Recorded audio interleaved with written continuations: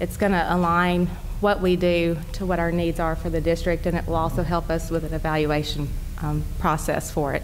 So I wanted to give you the survey feedback. That is something that every person in our district took. It was sent out to all of our employees. So if they are an educational assistant, an administrator, a classroom teacher, you'll see that we've got responses from everybody, media specialist. So we have everybody listed there. And those are unfiltered results. It is an in-house survey, and it was only used for in-house purposes, so we're not posting that anywhere. But I do want you to have it, and you can see there are some negative comments in the feedback, but that helps us know what we're dealing with and where we need to grow. So just want to let you all know the survey results, and so you can see areas that we touch as we move forward as a district. And I thought it was important for Dr. Park to share this information so that y'all can understand not only do they have a district-wide, do we have a district-wide perspective. It says here are the features that we want to get this year, but it's also based on the self-identified needs of the staff. And so when they develop the calendar and we see all the programs that we have, this is the starting point to get to what they did this summer and throughout the year. So taking it from that survey, that was step one. So step two was us getting all of those results and looking at them and aligning them with those learning forward standards. And so that's what I'm going to hand you right now. This is something that at the district level, we've got a professional learning plan for 17-18. So that's what you're going to see there, the overall the overall sections that you're going to look at or see. At the top, you'll see our professional learning goals. Those are the goals that we've set for 2017-18.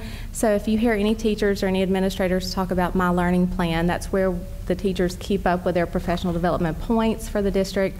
But it is also where if somebody puts in a workshop or a session that they want to offer, it has to align with one of these areas.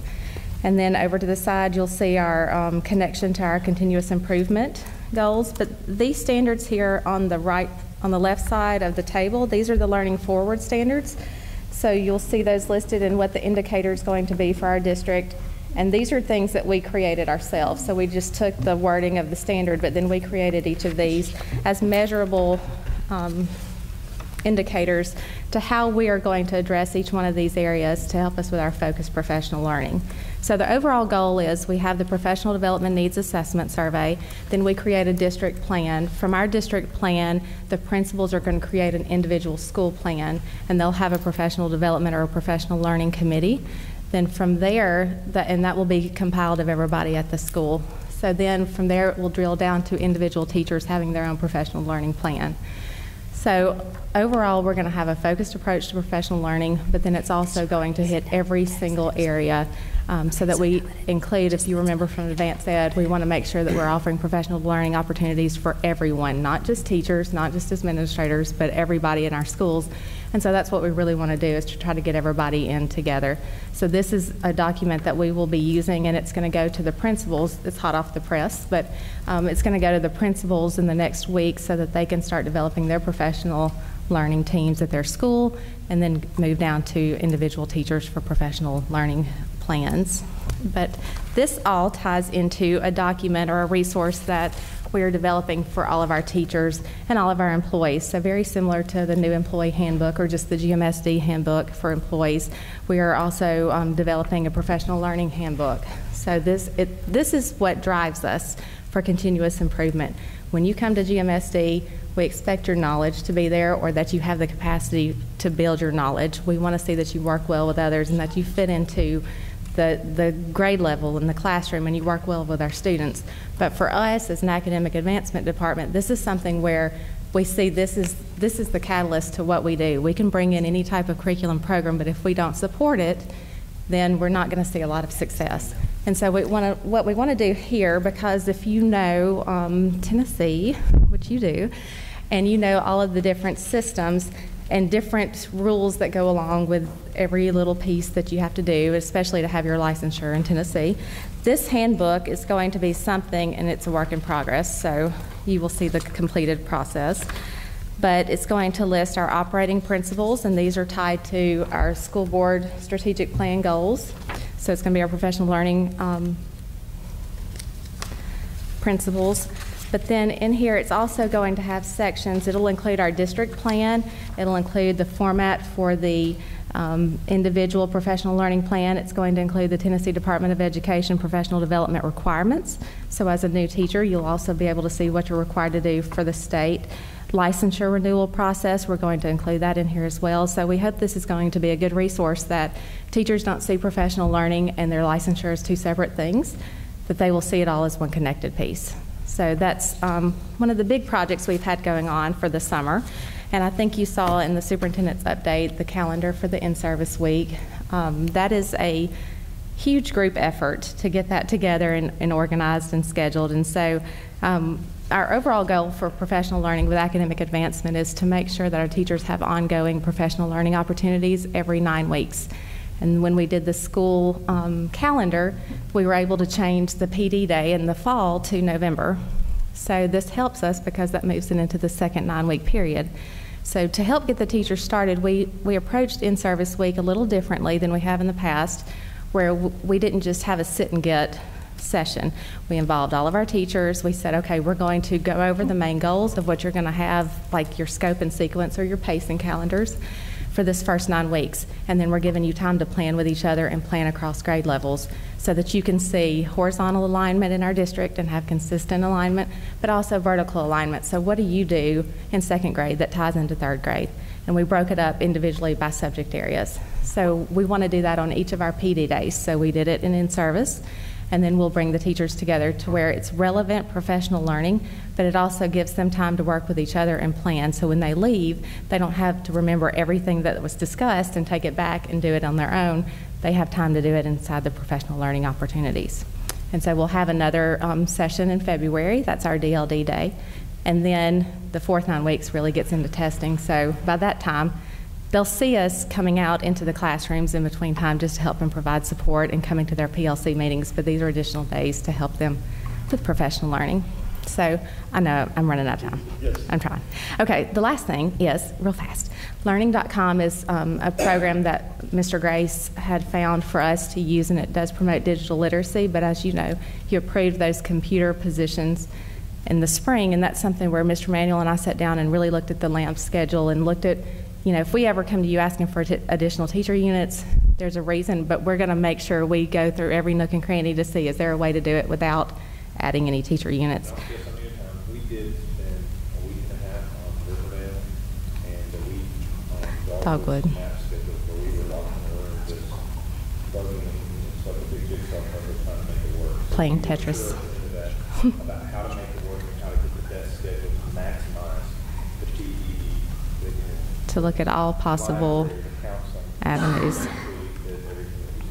And to tie in PLCs. So we really, that was the main focus, is to make sure, 1, do we actually need an extra teaching unit, and 2, can we get their professional learning time, their PLC time together with all of their teammates, because we think that's a true need at all of our schools. So that was something that we did, and we saw the need for the computer assistance, but then I went back and looked at the learning.com scope and sequence per grade level to see how are we going to align this with what the standards are for the state of Tennessee to make sure that we can teach what we're supposed to by grade level. And so we've got a really good plan with that going forward. It's going to be consistent across all of our schools, so our students will have the same opportunities, which is a big deal for me. But we're really excited with that and excited to see what that does for us this school year. Thank you.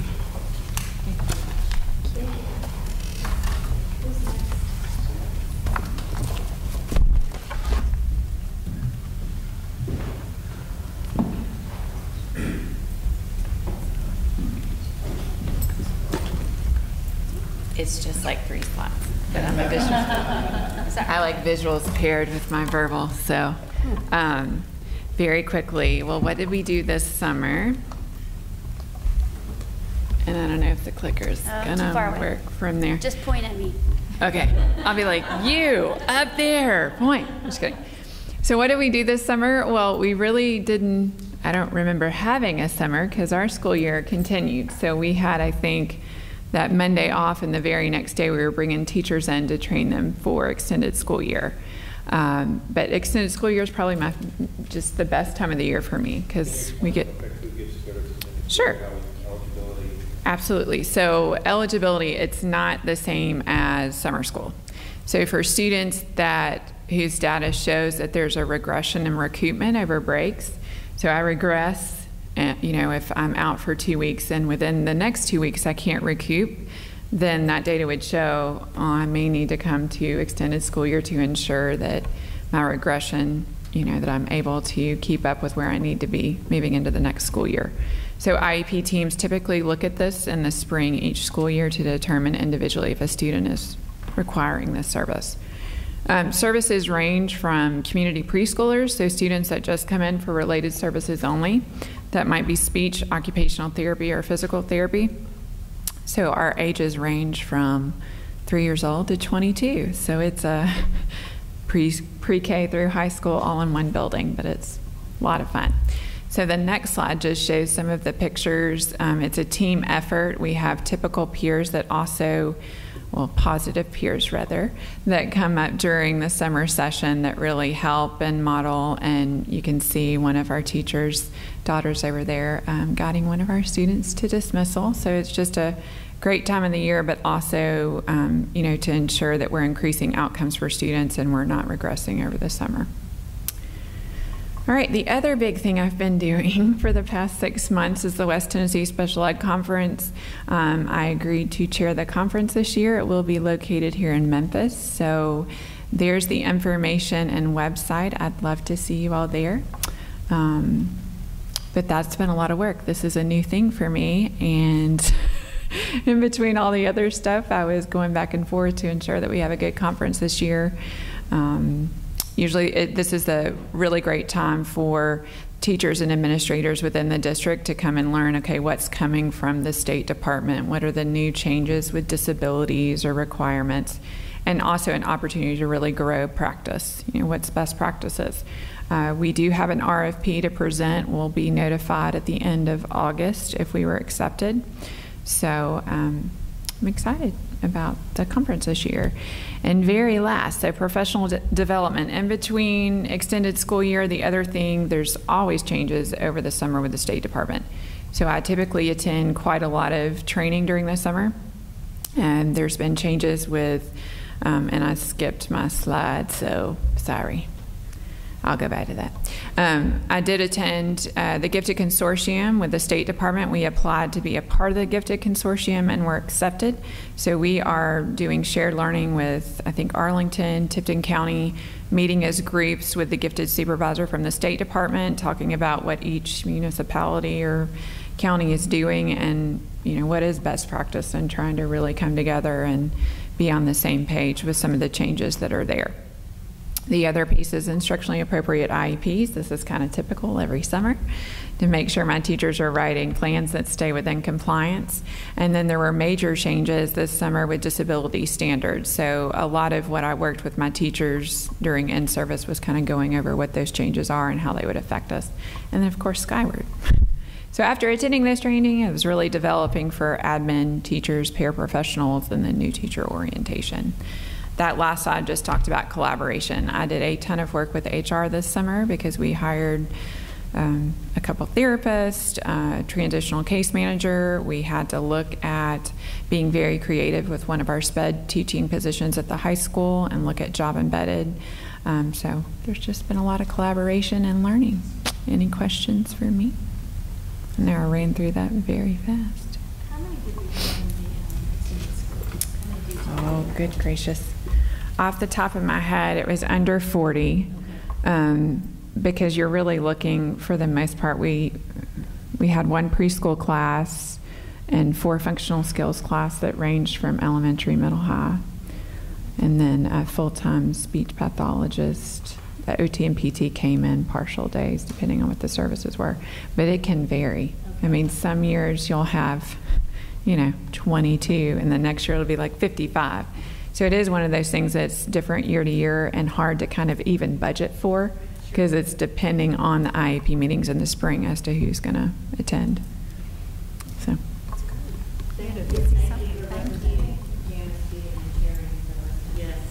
You're welcome. I'm excited. I know that's not an easy task. Well, it could be Mason, it could be Chauncey, it could be Josh, it could be Mr. Haddow. Do you want her to just? Yeah. I wonder if it's like if you just point it straight.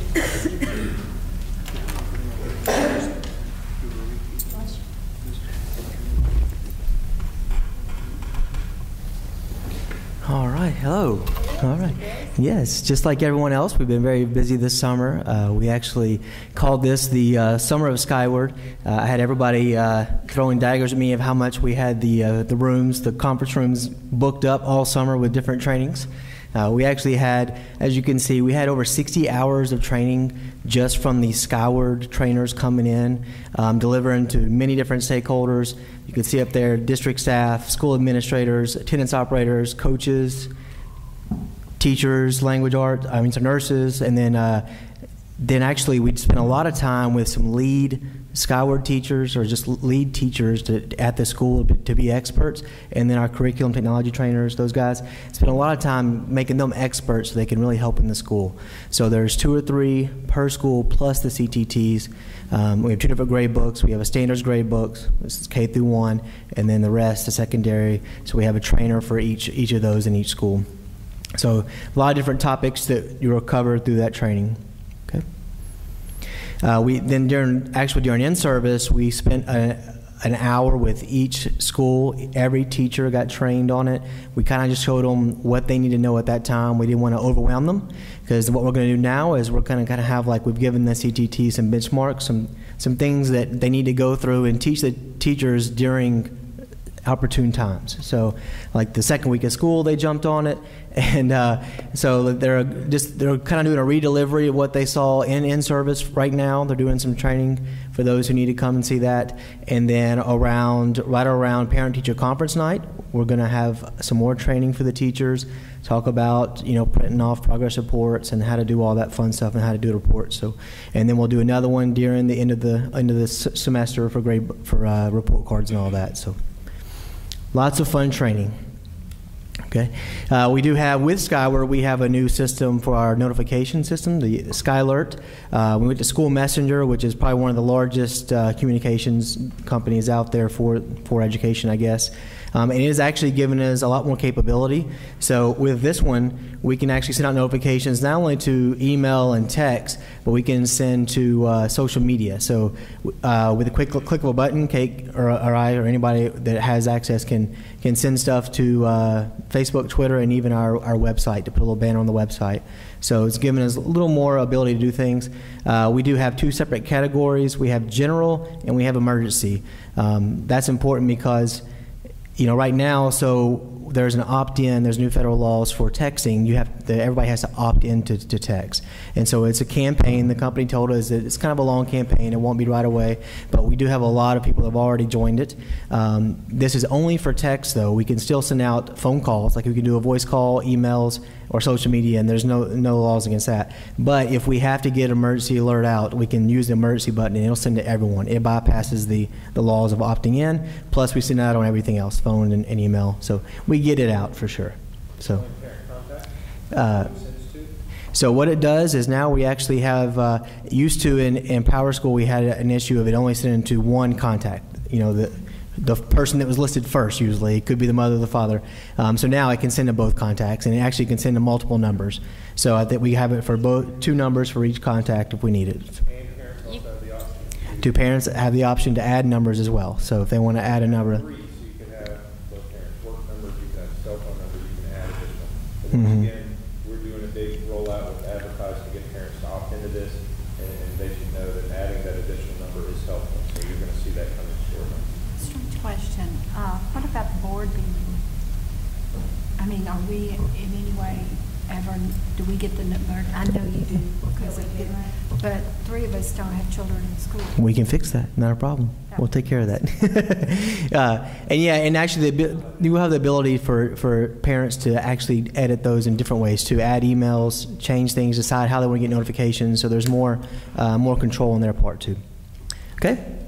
So that's from a texting perspective, and then you have the email. That's right. And that's what you say by the schools as well? I mean, do they go through that same Yeah, so there's 2 administrators at each school that has the ability to send those out. As a matter of fact, we were just helping Dogwood send one out a minute ago. That's a bus was late, had mechanical issues, so we're sending out a notification for it. And I know that, and I don't know if this is because of we're doing the technology or if it's related to Skyward, but there's been a big, as a parent, I've seen a big push of notifying the students of what their email addresses are. Right. And so will their email addresses ever be added, like maybe at the high school level, like some of the communications I get, students might not necessarily get, but it might be good for them to get. Is that in And that depends on the message too. So the schools have the flexibility where they can push it out to them. groups and Okay. messages and Perfect. homerooms, and they have lots of options. So they to can, okay, select. perfect, okay. And is that new technology with Skyward or Schoology this year? This new system is okay. Skylar. So Okay. last year we were limited to that first number that was listed. This And has so this a is lot so much more. more flexible, so they can have a message and push it, kind of click who they want it to go to. You got it. Excellent. Right. That's excellent. It is an improvement. Question back on the grading. I know, I've heard from some parents who asked the question, will my children be able to access it, or my, particularly high school and middle school kids who are a little more motivated, some of them, and want to check it themselves? Is there a separate, I know in Power School there was a separate app or separate ability for that child to check his or her own grades? Absolutely. It's actually, historically, we never open up the grade book for parents or students until around Labor Day, because to let schedules settle down and to give times for teachers to get in. We've actually opened it early at the high school. They wanted to. So right now, students are getting in it as of last week. They're in it. Okay. Is that a separate password and username from their family password? No, it's all the same. So the grade book wasn't there yet. Now it'll show up. Now it's opened up, and it's not for all schools. So. Yeah, the issue that some of the parents were having was, well, then would they have access to their brothers and sisters' grades? The students will not. Is that what you're asking? But the parents will. Right. But if they use the same login, would they be able to do that? Every student has their own login. That's okay. Yes. Every So student more has than its likely- own login. Yes. Like, more than likely, the parents that have been talking to me are the ones that their child has either misplaced or, okay. Well, like only high school students are open right now. So. Right, well, I'll just tell them to check the box. Yes. Okay. And they all registered. They all registered last year on Skyward, so they did have it. Yeah. They So forgot they it, just need to go back in. and they can do a reset Because I have the password. same question, so they just need to go look and dig a little Yes. deeper. Or just do a reset password on the site. Exactly, If the exactly. yeah. Sorry, Okay. that was one of those. No problem. And we are in the middle of device deployment now as well. So this year we are 7th through 10th grade. We're doing iPads 7th and 8th, and laptops 9th and 10th. We have 1,150 laptops going out. We have 950 iPads going out. Those are one-to-one devices. We are also adding 120 iPads per elementary for assessment, like for education. Remember, we do those carts. The board voted that in last year, I think. And so they're doing, they're doing 120 devices of iPads extra at all 3 elementaries. So adding a lot of devices. We did pilot My School Bucks this year to try to get the online fee. We actually collected $67,000 on My School Bucks. So it was successful with a couple of hiccups, but it actually worked pretty well. It's very easy. Yeah, so. We're optimistic that could be expanded throughout the district. We want to have a soft rollout to get the kinks worked out, but we can do multiple payments through that same system. Love So that it. hopefully we can get to a one-stop shop. So maybe school support organizations would be able to use it? That's probably unlikely, because for them, we'd be transferring money from different bank accounts, and we can take our bank account right there. So the PTOs will have to do their own. Right. But yes, but hopefully we can get it down to 2 checks, or one Right. computer and 1 check. Right, well, So- no, I will say it was very easy, and I know they're doing the PE uniforms for Houston. I mean, it's just, So they're I can trying say, to it is an expand. amazing, yes, they're doing, y'all are doing a great job on All that. right. It's very- Well, thank you. And we had some fun recreating some learning environments at Riverdale as we were doing the new building. And Miss Kate did her thing and put on a wonderful show of displaying the great work that the operations department with Mr. Kathy did this summer. But so she had a great little party this Saturday. You know, I think you were all there, so you got to see it. So. Yeah, you could see a little party with over 500 that attended. 33 guided tours and yes. A great dinner, and she did an amazing job. So, great. All right, thank you. I just wanted to let you know also that the iPads are a huge hit. I mean, I know that y'all have talked about that, you know, the cost and everything, but it has been, all the feedback that I have heard has just been wonderful. That it's just amazing. So Well, John's team did a great job of preparing those, so we got to give him credit for Yeah, that. very nicely done. Very nicely done. Thank you. Mr. Chauncey, or do you want to do Mr. Kathy first? Which is not an easy. You also have Kevin and Dan and John Pierce. They don't have shows. I just sent you something. Okay, not Chauncey. An updated one? It's something, the statistics report. Oh, okay. So, So let's go ahead and go with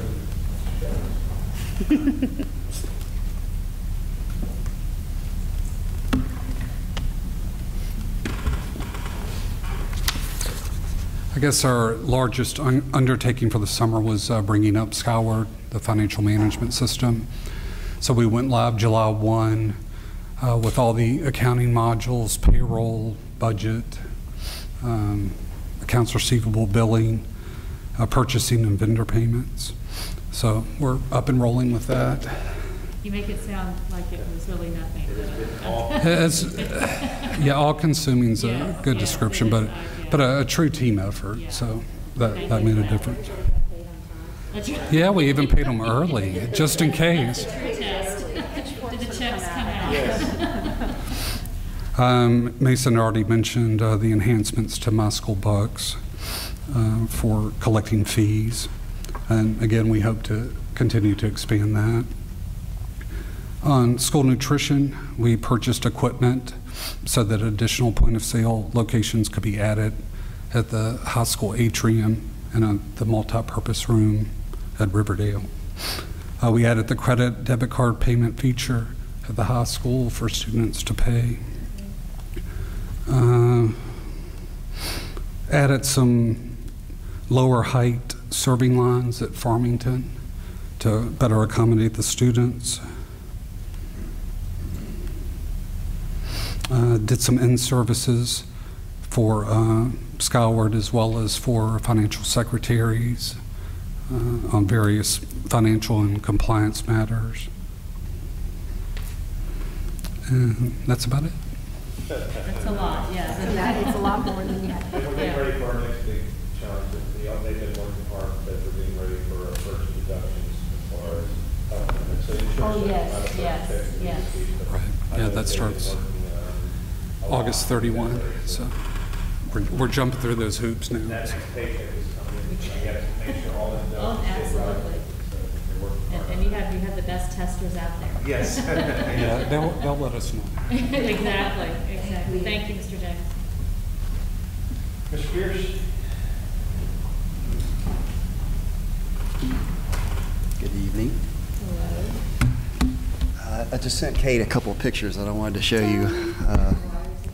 Yeah, these are wires. This is, yeah. So the picture on the right, is a good example of the network/server closets that I inherited from Shelby County Schools. The picture on the left is what we just built at Riverdale. So yeah, that's the dream right there. It's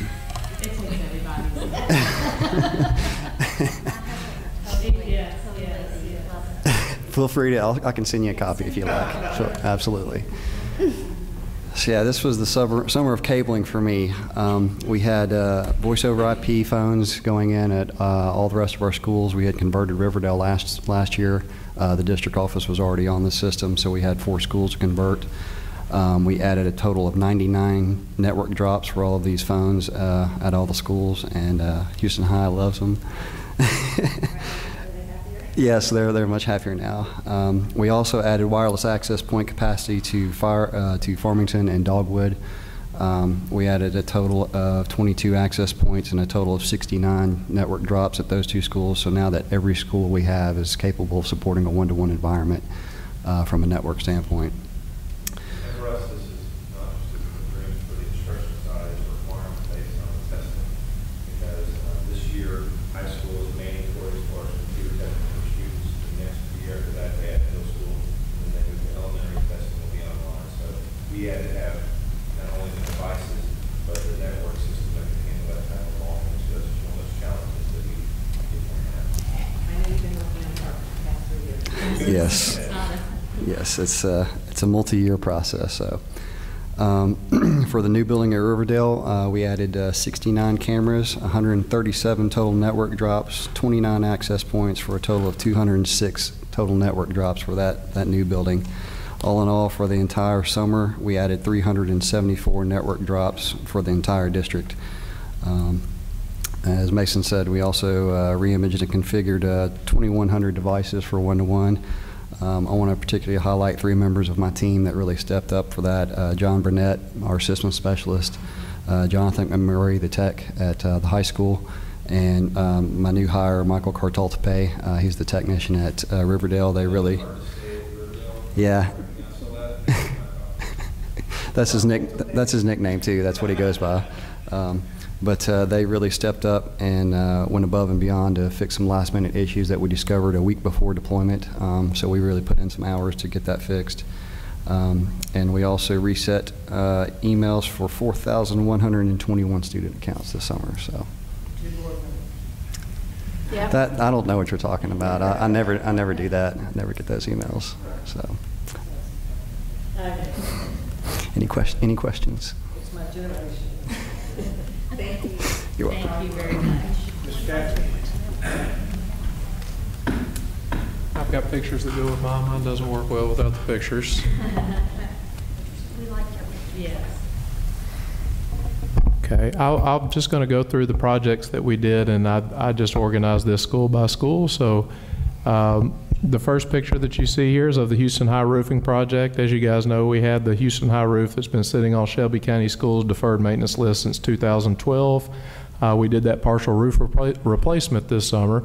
There you can see the landscape as it existed before we got started, hundreds of tons of rocks. It took about a week and a half to vacuum all of those rocks, and we were actually able to partner with the city who was doing a project where they needed fill. So they took those rocks and used them on a project. That's one of our partnerships.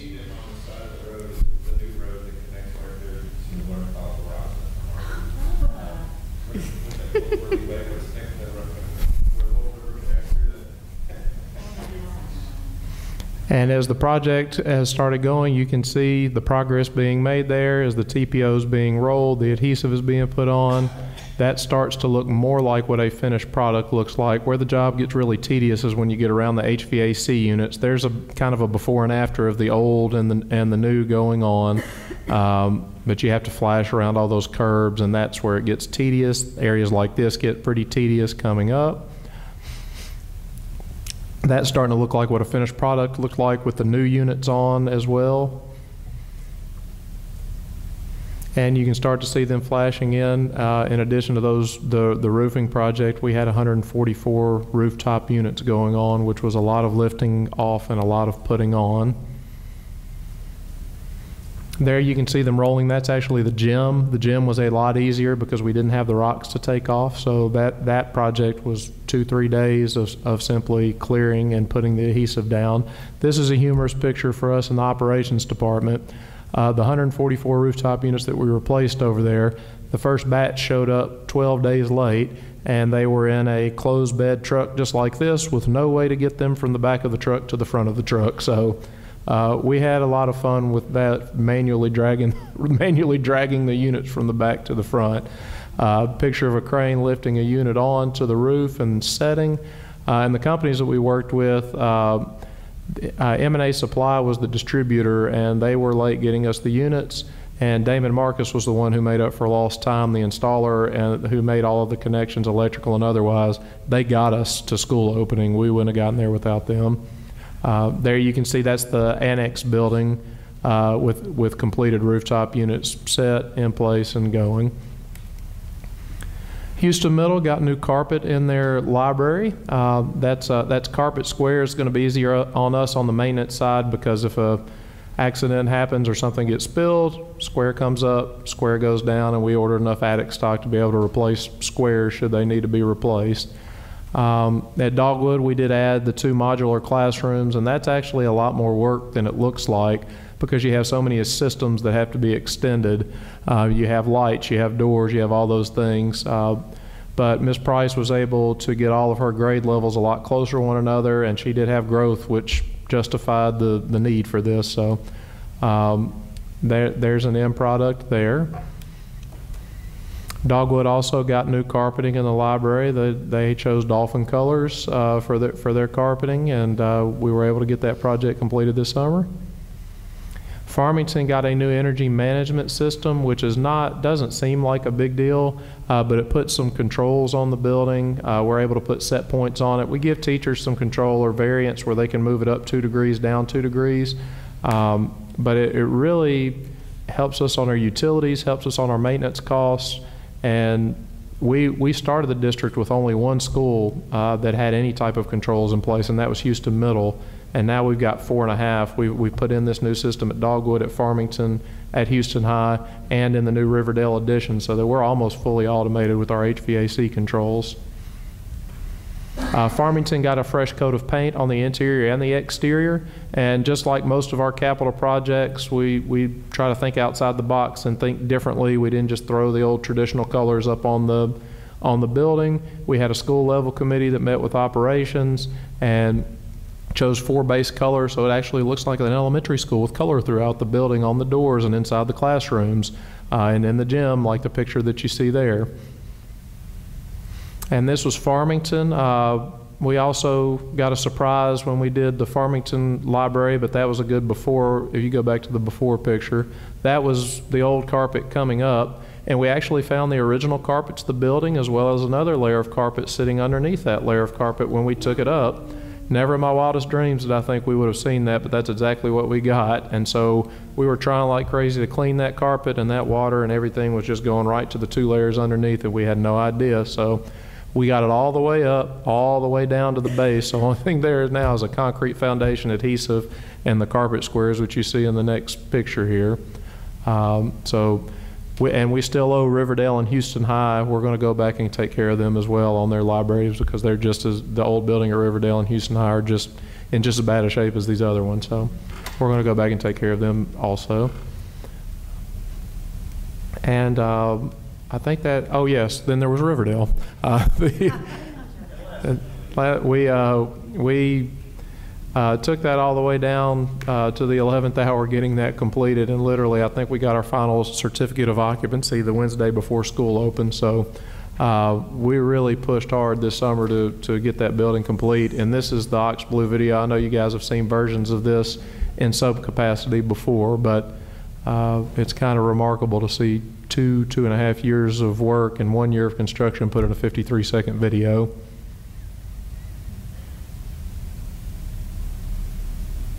Here I am. I believe it. I do too. I do too.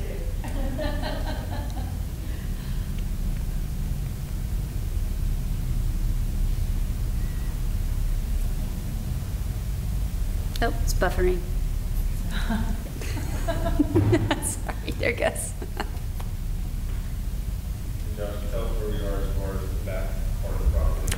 On the back part of the property, we have demoed out all of the existing portables. We brought in a lot of dirt to level things, and we've got concrete sidewalks in place, walk paths in place. Really, the next steps are finishing up the irrigation system and finishing out the green space and putting sod down. The goal is to be finished with that and out of there by the end of September. And then after that, fully punch out and be done, and then Riverdale will have the green space. And what the main 3 things that have to happen back there are putting the green space back. There's an outdoor basketball court that's going back in place. They had one. We had to demo it out in order to make space for the green space.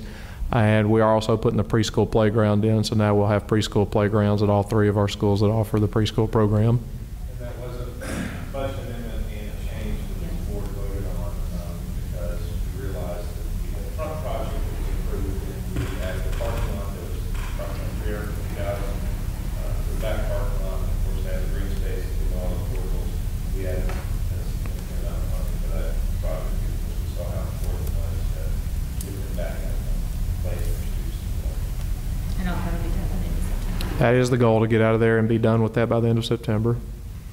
Any questions for me? Okay. Amazing job. Thank you. Thank you. Yours makes more sense. Numbers make more sense first, and then. Sure. Chauncey, would you like PDF or PowerPoint? Go with statistics Aye, first. aye, Captain. I was going to try to sneak in last because I'm number 2 as well. It's okay. So we had a lot going on over the summer. We'll get to that in just a second, but a lot of what we did, I would like to first thank Amy Bagwell for her help with Skyward. She played a huge role in getting Skyward set up for registration, what the attendance operators had to do over the summer, and what they're still doing now. So we have 4 registration dates over the summer where parents can come in if you moved into the district after our original registration to do those enrollments and registration at the school. She played a big part in that. Ms. Dodd, attendance operators, came in to process some of those applications. Myself, 2 SROs, and Lieutenant Shield, we attended the National School Safety Conference. And we were able to bring back a lot of good information. We're going to try to work with Germantown Police Department to get some possible simulations in schools to help us out with those emergencies that we may come across. While I was there, we also picked up a new vendor for our text tip line. Last year we used Bright Arrow. We're no longer using that system, so we picked up a system called Anonymous Alerts. It's a 2-way messaging. It's 2-way text or 2-way email where the reporter can remain anonymous or they can choose to share their identity. And that information goes to whatever they pick as the offense.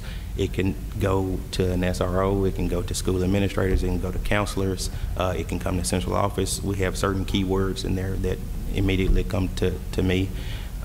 So that was we were able to find that vendor while we were there, so it was good to find them. Ms. Fontenot completed the suicide and bullying training with counselors. They have to now go back and redeliver, and that's a yearly thing. They have to redeliver to faculty and staff every year about suicide and bullying, abuse, and prevention. We completed a statistics report, and if you would just glance up, Ms. Crowder can quickly go through it, just scroll down. It includes information about attendance, student discipline, demographics. It contains diploma information, anything that deals with statistics in the district. We compiled a report, and the information was pulled from mostly Power School. So it took quite a bit of time to get that report done. It looks simple, but it's a lot of number crunching and have some nice looking charts in there. I say they're nice looking. Give myself a pat on the back for that. Yeah. But we've completed their report, and I will give you, go ahead and do enrollment. I will give you a brief, I'm gonna go through it again during the business session, but the enrollment report you have, do they have? Okay. So this or that? This. So those are just some of the from last year's statistics. You can see like our attendance broken out here. You can see how many kids are suspended, discipline. So it's all information. So just an overview. That's just an overview.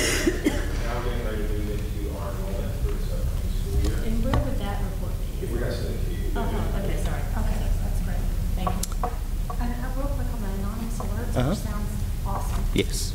How will that information be forwarded to our students? How do they? So there's a big rollout. We're not finished with setup. I started setup Monday. What's today? Monday. I started setup Friday, but I have to send them spreadsheets with everybody's information. They have to get that put into their system. They have a rollout that involves social media. If we do or don't want the news, they provide information to news outlets, local news outlets. They have flyers that will go up at schools. Each school will have 5 11 by 17 posters. So there's an organized rollout. There's an organized rollout. Mm-hmm. Once all that information is done. Once we're ready. Because I think it's so important. Yeah, and hopefully we're ready for rollout or ready for the next phase by the end of this week, so that we can get it set up as quickly as possible. And it also includes faculty. So faculty, staff, if they have any concerns about anything going on, they can choose. When you go into the system, we're going to have a button on our GMSD webpage. You can click that button and fill out the report, and you can choose that you're a student, a parent, or a faculty member. So it encompasses students and staff and parents as well. So with the 4 dates over the summer for enrollment and the pre-registration, you have them. These numbers are current as of Wednesday. If schools have added, yes. So we have schools. Typically change. I mean, as far, I mean, do they substantially? They'll settle down, and I would say, depending on school, plus or minus 10 or 15 over the next 9 weeks. Okay. We kind of have a lull, and then we get around holidays again. Labor Day, we'll get a tick after Labor Day. A lot of people think that school starts. And after Labor Day, you can go plus or minus. You'll see it in that statistics report, but you can go plus or minus 10 from period 1 to period 9. Okay. So it won't fluctuate. What's been happening? Okay, thank you. Okay, great. So again, they're current as of Wednesday. I know that I think Dogwood added 4 students Friday, I heard. So it will continue to change, and we'll keep tracking. But the schools turn in BEP worksheets. They send them to Ms. Dodd, and we look at them with Mr. Manuel and HR and Dr. Park to see if we have any staffing needs, because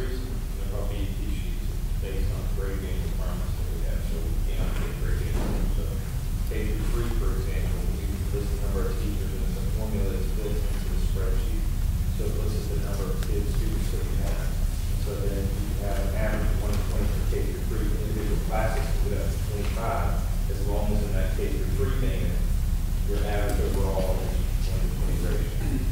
So when we set the reports, when we talk about projections and maximum passing a lot of schools, when we look at those numbers, it's based on those things. So 1 to 20 for the K through 5, okay, yeah, K through 5. And you got K through 3, excuse me, the 4, 5, and 6 is the 1 to 25 ratio, and then everybody else, 7 through 12 is that 1 to 30 ratio. We know that the classes themselves go up to 35, just as long as the little average for that school is below that number. Do we have any, I mean, I hate to use the word significant, but are there a number of classes where we are over that? Yes. That we're covered? So that's why I had to explain it over. Okay, so I'll wait on that. When we look at the numbers, we talk about all growth, we're going to be recommending positions. We already have some posted based on our growth positions, so we will have used all this, like I told you on the tour. Right. We will have gone through those growth positions quickly. So let's go ahead and Okay. look at the numbers. So on each slide, you will see 4 rows. First row is made up of only residents. The second number, those are our transfer students, traditional, the Shelby County students. And then there's a total in the school, and then you have the projections from the demographer, Mr. McKibben, who works with Mr. Bailey. So Dogwood, as of Wednesday, they were at 902, and of those 902, 46 were transfer students. And on the last page, you'll see how who they are. You'll see who they are for this year, anyway.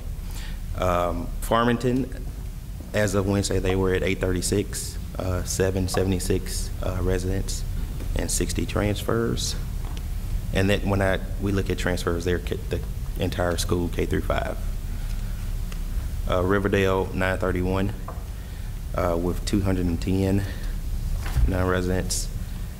And stop me if you have any questions. Riverdale, 68, for a total of 451, with 130 non-residents. Houston Middle, 954, with 84 non-residents. Houston High School, you see a number of 1892. That includes 30 SPED population. So they're at 1862 plus the 30 SPED puts them at 1892. They're up from last year. about close to 50 kids right now. Are all the numbers that we had previously without spend, like if we're looking at last year's numbers, like the same type of information? Have that in there, so It would be an asterisk too. we try to use the exact same format for you, Perfect, the okay. exact same PowerPoint. Thank you. And the high school is the only school they're taking out like that. If you see Farmington's number, that includes SPED. It does not include pre-K. Preschool is not included at Dogwood, Farmington, or Riverdale. So the number, so this 902 or this 836 That's everybody. does not include the preschool? Does not No. include one class of No. preschool, which would be Outside of these. I mean, what, 12?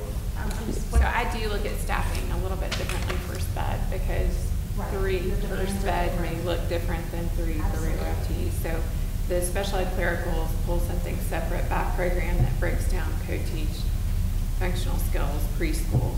So we look at it separately. what But are our numbers looking like? Because I know at Dogwood right now, they have 5. And that's 5 with IEPs and 2 positive peers. And then both Riverdale and Farmington, I think, are both at 13. And that's not with their positive peers. okay. And with the 13, how many classrooms do they have? We can have up to 20 in a class. One classroom? In one class. Obviously, ideally, we don't want to get to 20. But we have put extra staff both at Riverdale and at Farmington, paraprofessional support, to ensure that they're running efficiently and correctly. But yeah, it's one of those things that 13 at Farmington look a lot different than 13 at Riverdale because she has quite a few students with wheelchairs. So it's harder to put it in the typical FTE formulas that you're doing with that. Well, I was just curious Where we're at with that. Year to year, you don't know what the numbers are. And gonna be. preschool, yeah, it grows all year long. Right. So. Okay, thank you. Sorry to No, interrupt. that's okay. And then the last page, you can see these are the transfers that were granted this year. If you look at this year versus last year, you could see that we are starting to have to limit the number of non-residents that we are allowing because of the amount of residents that are enrolling into schools. So these numbers are quite a bit lower than they have been in the past. And as of today, we have 441 students still on the wait list. Lower from last year, does that include the academies? Some of the academies are lower, some are higher. Honors Academy, their numbers are a little bit lower. Leadership, they're about where they were last year. They may be up 2 or 3 kids, and then Fine Arts, it's a new academy, so they're all brand new.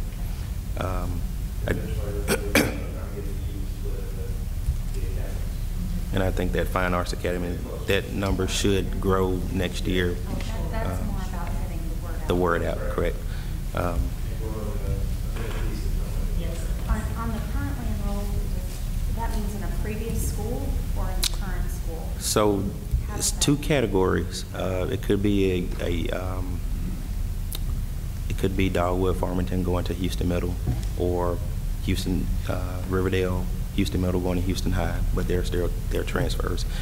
And it also includes the eligible circumstance transfers. So if you live in a district and you move out, you can apply for eligible circumstance transfer to remain in the district. And if it's approved, you go into that currently enrolled number at that time. So there are 2 different pots of currently enrolled. So This is something that we're going to be looking at next year. We're out of room. So we're going to dramatically have to change.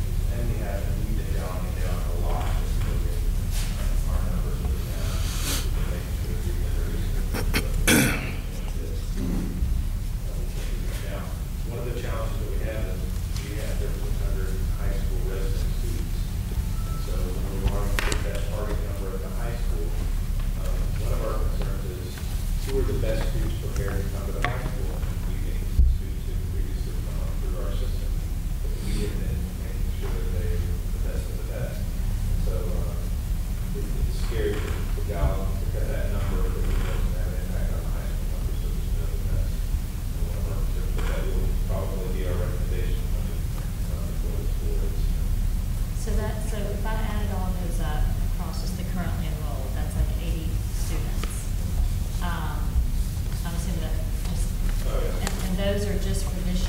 for this year. 80 students coming in that don't live in. Not necessarily. They could have already been at that school. Let's just say you're a resident at Farmington. Right. You move to Arlington. You're already in that school, but you are now classified as a currently enrolled. Right. Correct. But these are the number of. Now there are some additives, like if you're at Houston Middle and you're on transfer, you're included in the currently enrolled number at Houston High School. Right. So that's all, yeah. So if we were looking at that, to your point, I mean, if you were to say, kind of dial that down, how many students would we be talking about that would potentially impact if you just looked at our numbers this year? So for me, well, I have to look at it this year. Okay. It's not at middle to high school. That's right. We have passed if we want those students, like I said, because they're prepared. Right. It's the middle school and elementary school, so we have to look at it and say, and it would be my recommendation. I know it's way ahead of our time. I think we're going to have to say no one except for employees. It's going to be a lot of pressure. You see the employee numbers are relatively small. Usually they have parents at that school, so that'll be our recommendation. We're going to for that. Any questions? Okay. That's it. So that gets us into Mr. Howe's presentation, recommendation. Thank you, Mr. Blaine. Thank you. Mhm. Main building. So if you remember, we built 5 those positions into our budget. When we, very early on, right after we approved the budget, we realized that one of our issues was the maps that we were at Riverville Elementary School. The ability to split the elementary school maps from the middle school maps program. So we added an additional PE. So that got us down to 4 positions. Then over the summer, we talked about the need for giving some relief to the maps program in Dogwood. And so we added a teacher to do both ELL and also help with maps. So that got us down to 3 positions. We realized right now that in the 4th through 6th grade band at Riverdale, for example, we need to take 2 more of those positions. Those are posted right now. They're looking for someone to fill those positions. We also saw a growth of a program at Houston High School, mechatronics. And so we had talked about that position as part of the partnership with Southwest, but the high school also wanted to add 2 additional sections of those courses. So that's not a full growth position, but we're approximating $20,000 for 2 periods for that position, which would get rid of all of our growth positions for the district. When we were looking at Riverdale, they could add 0.6 kindergartners in that K-3 band. So we realized very quickly it is time to make a request to the board tonight that we go ahead and look at our reserve and add 3 more growth positions, knowing that we're going to use 1 right off the bat. So we're going to ask go ahead and fill that kindergarten position. They're looking at all their sections are 23, 24, 25 students and all their sections. They're all over the max. And so then that will leave us 2 growth positions. So so after these ads, and I'm a huge proponent of this, but after you do all that and you dial it, will there be any classes that individually would be over over the state? So the average is not allowed into to have that. any that are go over, so that's what we can't do that. That's the premise of the EDU sheet. So, like I said, they can get up to the 25. Right. No one can go over 25 in the K-3 grade band, but that's not necessarily where we want. And that's what I'm asking. So how many classes would we have over 20 in that K through 2? Several, depending on the schools. Well, Riverdale, it would help a lot. Mr. Blaine can look at the EDU sheets to do that. But typically, we know that that's going to be a challenge. The bigger challenge for us is it better to have a class of 22 or 23 and have your maps on cars? Or where are we serving those students is the bigger issue, taking down a smaller number. So that's the bigger issue for our schools, because in most of our elementary schools, there's not the physical space to put them. You're going to have to put your heart on the card and use it from the car. And so that's something that our departments look at as they come up with that. What about Riverdale? How are we if we have to add those teachers as far as space. So we get tight on space at Riverdale again. We have to do some creative things at Riverdale. So for example, in the new edition right now, there's some classroom spaces that are open spaces, like the science lab, for example. We may have to use part of that science lab for a stationary science class for sections of science classes. Those are the things that you start loosening those common spaces in the edition. So those are going to be challenges that they have that the administration are looking at right now, how they can accommodate those. One of the things, as we move towards looking at our answers to our capacity issues, is one of the things that I would love to be able to look at is, because I think your staff has an immense amount of knowledge to share with us about the same thing about if we're going to decide what the class sizes should be. For us as a board to say our administration is thinking about class sizes this way. So when we're looking at a potential new school, to ensure that, if we're knowing this kind of growth is coming, yes, what do we need to build towards? Because what would that end goal be for our class sizes to be, to not have art on the So, card for or music? example, so when we did the design of the school, we looked at the number of spaces. Our goal is, if we just took the kids and assumed it was really close and all this. Yeah, exactly. I don't know, it's like 6 students. What we would see is that we would have 4 schools of about 660 students. If we get an even division amongst all the elementary schools, built at that number, that means that our class sizes would be very comfortable. We wouldn't have any that are over 18. So we're looking at a 1-to-18 ratio in all of our classrooms, in all of our schools. So we could build that into. And I think that's like an incredible message. Yes. I think, considering where we are, knowing that we've had a little pain now, but we're going to get to where that's not pain anymore. And I think we talked about this when I was giving you the tour, is that we have to go through this pain, because this pain is what justifies the need for a new elementary school. Absolutely. If we weren't feeling this growth or this push, then we wouldn't need it. But yeah, I think it's exciting to say that once we open the doors on this school, we could have all our classes that are built for that optimal number of being 2 below the 1-to-20, the 1-to-25, Is a the possibility 1-to-30, not the max. It's not That's a right. possibility, it can be a reality. That's right. Yes. That's right. That's right. We have the space to be able to do it. Plan for that. Yes. Okay. Thank you for that. Thank you, Mr. Manuel. I do want to give an update, and I'm a little bit old school. I always go by paper. I do not have a PowerPoint, so if you want to take notes, you can. Thanks. So thanks. Oh, well, speaking of that, I do have to get back to the district office. So I'm being serious. If it's not against your approval, I may cover everything because I have to get back to the district office to catch some the benefits chase with the next paycheck. A couple things on this, on the overview. We now have 573 staff members, and I think that at one time, if you ask me where were we 3 years ago, I think it may have been at 560. So that growth is hitting. One thing that I always look at is the school breakdown. Farmington Elementary School only had to replace 2 certificated people, and one of those was, I believe, a therapist. So that classroom and that structure and what they've got going there, I think that's outstanding. And I think the one person that left, I'm doing this by memory, who was the teacher, it may have been a retiree, but I'm not sure about that. The other breakdown, if you look at those numbers and you compare them to previous years, they are a little bit lower, usually, which I think is wonderful. I think that retention effort with the strategic plan, the more you have teachers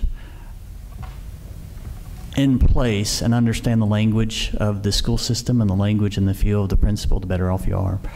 So I think that there's some really good things going on at our schools. The student enrollment and projected enrollment positions, I think Mr. Manuel looked at. We did fill all those projected enrollment positions. We are asking for Riverdale to have some additional staff members. 2 jobs already posted. They're elementary. We're asking for the 3rd one. And then I think 2 additional ones on top of that, just because of the expected growth, the cushion. So be aware of that. The one thing that I always look at is, well, why do people leave a school system? So Alyssa Stratton, who does an excellent job, she does exit interviews, and the breakdown's right in front of you. 1 went to a private school. 7 went to other municipalities. And some of that is, well, why did they go? I think that one of our municipalities, I think Lakeland, did a really good move. They guaranteed Shelby County pay. And if you recall, there were some people that jumped over to us, and they came on the GMSD new salary matrix, which is little bit less than the Shelby County legacy, and those two teachers left Houston Middle School, I think partially because of that reason, is because the pay was better. The others, they did not get an assignment that they wanted from the principal's take and their leadership. One other left because of proximity. It was closer to their home. So if you look at that, and I can't recall the other three. Some left the state, some went to the private sector, 7 retired, one unfortunately who was a teacher's aide, died over the summer, unfortunately. Other was 3, and other, I'm not gonna kowtow around it. Principals have the autonomy to non-renew people that are not a good fit, that do not have tenure, and I think 2 of those 3 were fit that, if not all 3. I do, out of respect, I don't want to call those names out if I don't have to, because I don't think that dignifies people. 1 left because of compensation, and 1 decided to stay at home. If you look at the ones that rejected us, we had 2 people reject us this year when we offered them a job, and it does have my attention, and I'm going to get to the back of it.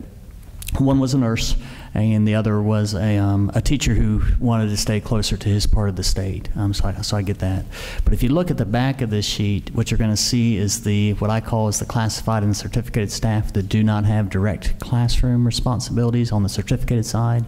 The classified side, at one time when I was doing the draft of this, that educational assistant SPED, that one jumps out at me, and I think we spoke at a previous meeting of compensation and recognition for some of the SPED assistants, because that turnover does seem to be a little bit higher than the other positions on the classified side.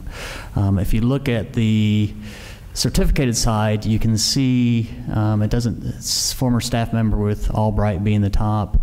Most of those people, the new hires, we do not hire to save money.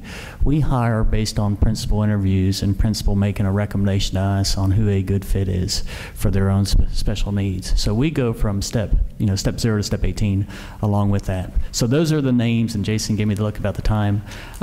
Those are the names of the people that we've hired. On the very back, you can see the names and the extra positions and what we're trying to do.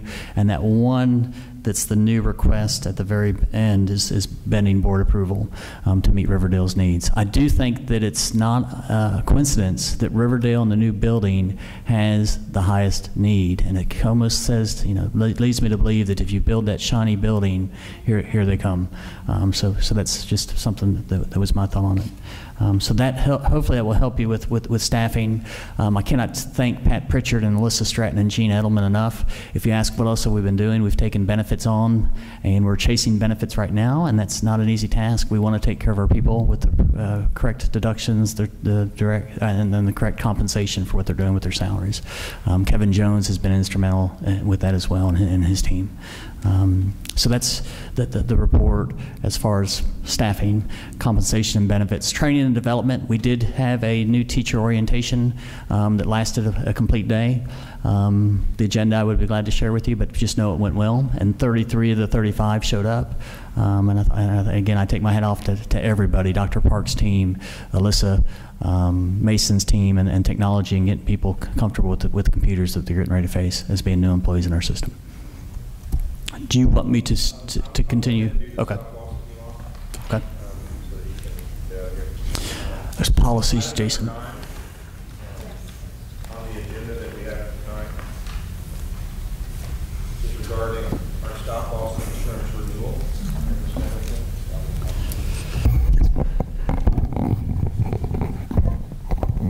So just to explain stop loss insurance, it's insurance on our insurance. So if we have a claim, one claim, and it can be several of those, that go over a certain threshold, this pays for that differential. So say, for example, we had a stop loss coverage of $100,000. Anything over that $100,000 threshold would be paid by a different insurance account. So it is time to renew our stop loss insurance again. We do have an insurance expert that actually reviews our material, Mr. Shoup, that we pay for him to be our consultant.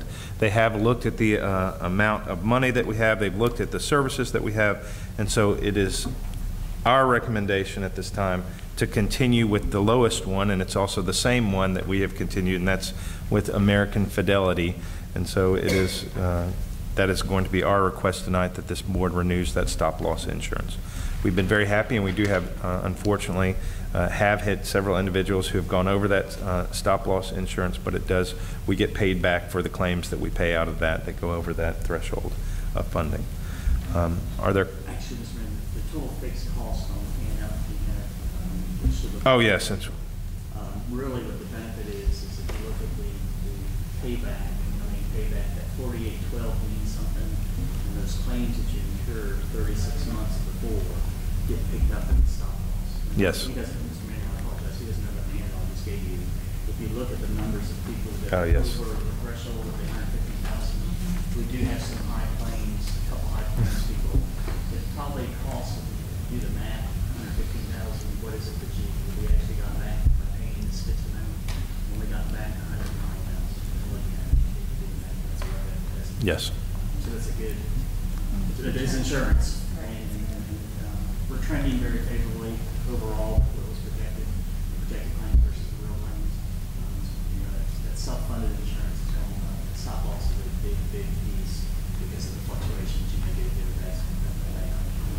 And so the numbers that you see below that talk about the contract basis, when he's talking about the 3612, 4812, 2412, that's how much time they cover us after that period of time.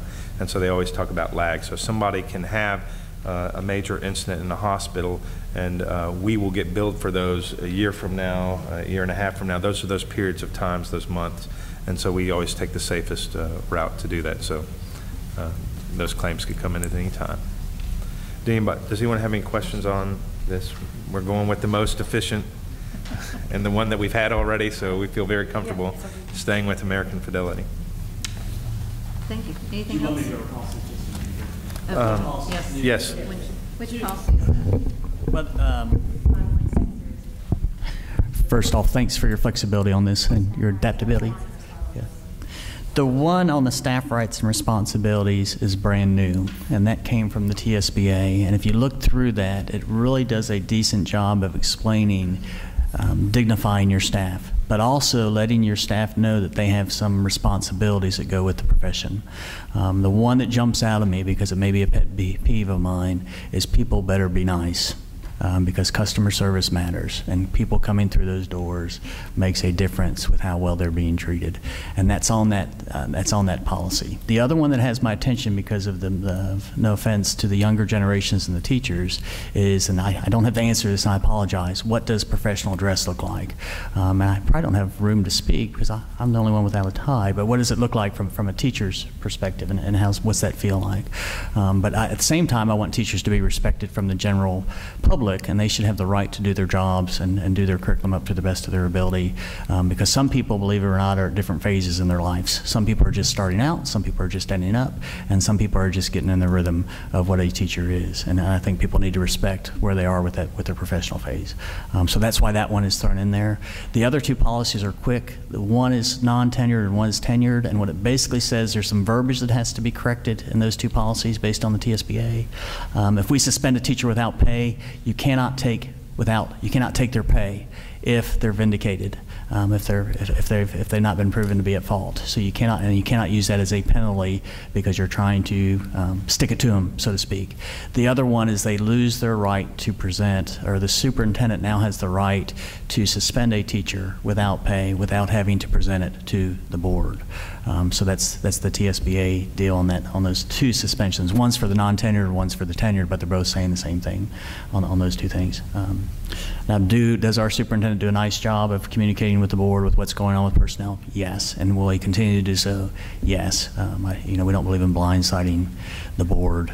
So just, that's where those two policies are coming from. I have a question on the staff rights and responsibilities. Is that directly from TSBA?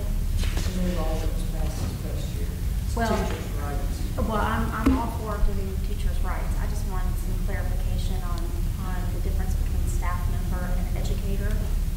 And are we, when we say educator, are we only talking about certified teachers, or are we talking about anyone who is interacting with our children and teaching them, as opposed to like our TAs and things like that?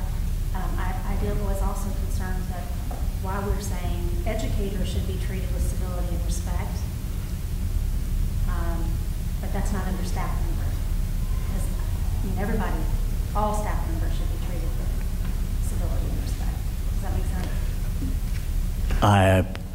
If I hear your message correct, I enjoy your message. Yes, I think it's a fair, fundamentally sound message.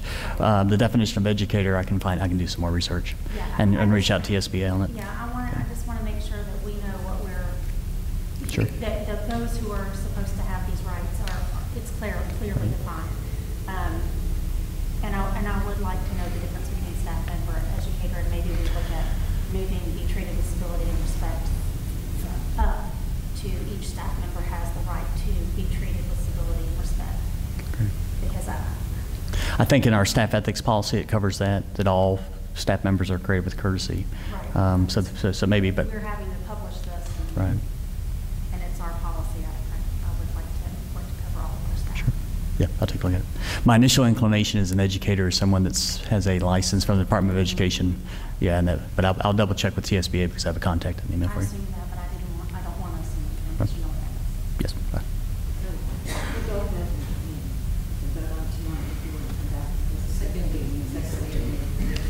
Okay. Yep. Yeah, and thank you all for your understanding. And thank you, Mr. Manuel. So that covered also the tenured teachers? These two Yes. Yes. It says here that the board shall, and the tenured teachers, the board shall maintain a list of qualified individuals who have indicated a willingness to act as impartial hearing officers. Do we have that list? No, typically I work through Deborah Owen on that list once we have that particular issue. So if you ask me if we have specific names, no. What we usually do when those cases come up, or the one time that case, we thought that case was going to come up, is we get with her and then she presents us with that list. If we're revising this, should we revise that wording? Because it says here that we shall maintain a list. Let me check with her and correct that. Thanks. Good catch. And then just at the top, just to note that it doesn't have a revision date. It just has an issue date. This would be the first revision, Suzanne. Right, so just the wording. Okay. That's all. Yep. You want some clarification? Yes. Make sure the dates. That is the TSBA format. The issued is the first date the policy is being voted by the board, standardized policy, but the issue date is the revision date. That is what they do. It's the TSBA thing I called and asked them. So the issue date is the current revised date. And the issued is the original date. Is the original policy date. Was formed. It's a different word. Okay, so issue date means latest. The latest revision. Latest. Okay. And that's why I highlight, so it's not approved until the second meeting. No, but you think they could come up with different wording? Yeah. Yes. I already called and asked them. Yes. That's about as clear as mud. And, perfect, yeah.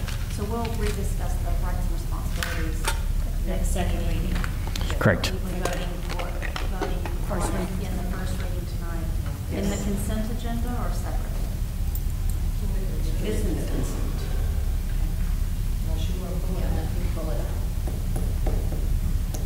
Well, I'm sure Dan will come back with some good work. I trust that. Thank you all. Have a good evening. Thank you. Thank you, Mr. Chair. Taken care of.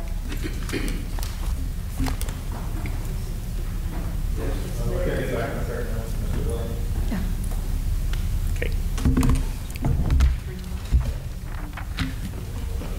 Very short, so I'll go quickly. I have the bullying report for 16-17. I sent you the electronic version of it, but just to be short about it, we had a total of 20 cases of bullying, harassment, or intimidation reported for school year 16-17. Of those 20 cases, 12 indicated that bullying. Do we have a report or is that? Just the electronic version goes to the chair, Okay. and I'll verbally give a report every year. Okay, I'm hard. That's okay. 20 cases of bullying, harassment, intimidation for school year 16-17. Of those 20 cases, 12 indicated that bullying occurred. So 12 cases were founded. One case was reported to involve sex or gender-based discrimination. 2 cases involved the use of electronic media. And of the total number of cases indicated, 11 of the 20 received a disciplinary action other than OSS of less than 10 days. 3 cases resulted in an out-of-school suspension less than 10 days. 11 of the cases received something other than the OSS, so ISS, parent phone call, detention, something to that effect. And 0 cases received disciplinary action of greater than 10 days. So I can, you want me to go through those numbers again? Okay, 20 total. Right, 12 found it. 12 found it. Without, with words, without names. It's not, it, yeah. What I can do, I can send you a summary like this. Could you do that? Yes, Thank you, Ms. White. that'd be great. I'll type it up right now. Yes. Questions? Just in the policy, just maybe the next time, is that when I read the policies on the 6.304 for bullying, it says that we should review this in our July meeting. And Right. We don't ever have a July We don't meeting, have, so and that's why we do it. Yeah, so I'm just thinking maybe the next time we revise that, maybe just to revise that to August, and then that would be fine. Okay. And then the language that relates to hazing on the bullying on page 2 of the 6304. I know it's it's the law. I mean, it's what is that? I mean, What is? it says, now we got 3 minutes.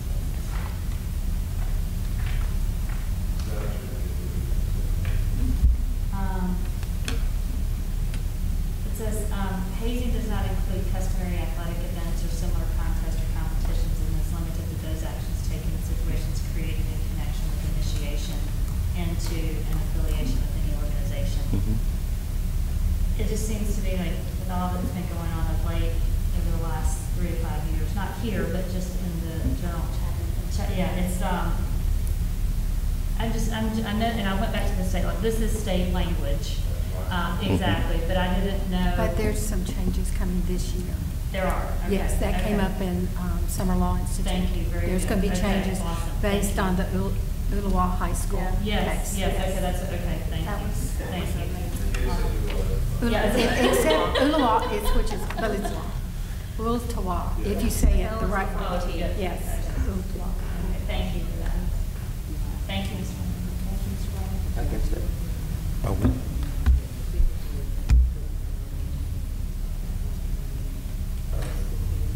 I think the others, so that we give them a ballot, so that everything else is going to talk about during the meeting. Anything that's listed on consent, school, the rest of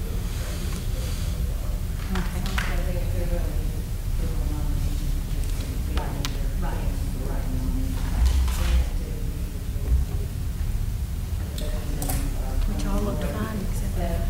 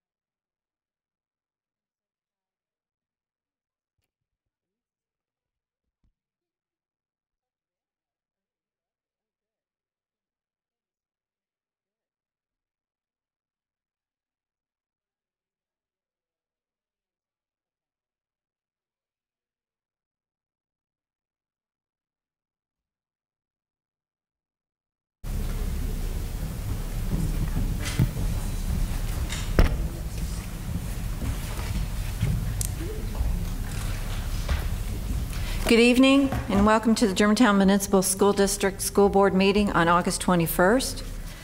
Before we begin, I would like to welcome Mark Hansen, Chair from Collierville School Board. He's here as part of our receiving the TSBA Board of Distinction. He's here to evaluate our board tonight. And also welcome to Kathy Messerly from the Collierville School Board as well. Thank you for coming tonight.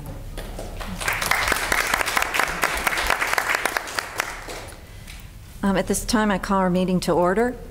I would ask everybody for a moment of silence, please.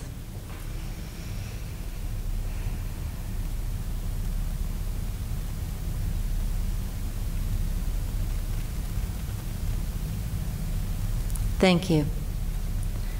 Ms. Landers, could you lead us in the Pledge of Allegiance? I pledge allegiance to the flag of the United States of America and to the republic for which it stands, one nation, under God, indivisible, with liberty and justice for all. Thank you, Ms. Landers. Next is the approval of our agenda tonight. And we are moving a few things around. We are going to move 8E, which is review of revision of policies first reading, out of the consent agenda to 9B.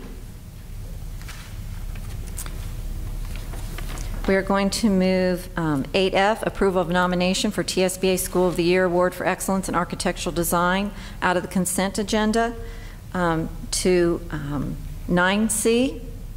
We're going to move 8G out of the consent agenda, school fees and activity costs, to 9D. And then we're going to move 8H, miscellaneous budget amendment number 7 and 8, out of the consent agenda to 9E.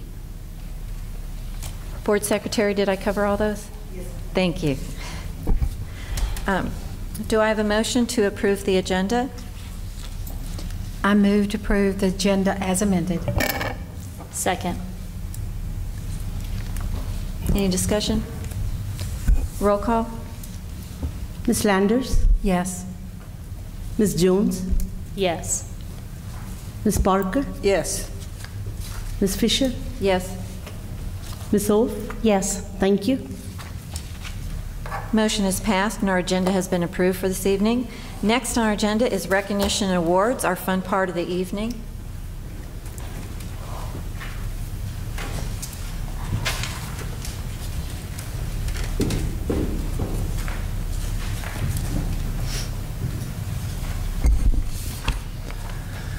Our first recognition is Claire Jordan, who has recently represented GMSD at the National Youth Leadership Forum for Engineering and Technology at Georgia Tech. Claire has been an exceptional STEM student since she began middle school and was nominated for her academic devotion as well as her leadership capabilities and potential in the engineering and technological fields. And I personally got to see Claire at work when she was working with the STEM camp and working with the kids, and I think y'all are ripping apart VCRs and different devices and seeing what they could get out of the internal components of those and then seeing what they could build. But her focus on STEM and her desire to really excel in that field and also work with her peers and younger students is exceptional. So tonight we'd like to recognize Claire, and if you could come on up.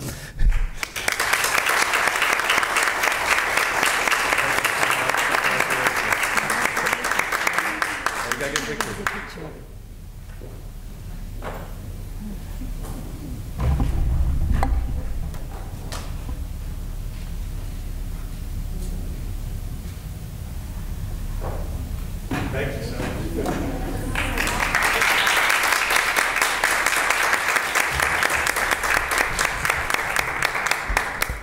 And Claire, we thank you because what makes you special is you represent us. When you go out there and do exceptional things, you really show everyone else in the state, in the country, what it means to be a GMSD student. So we are proud of you. Thank you so much.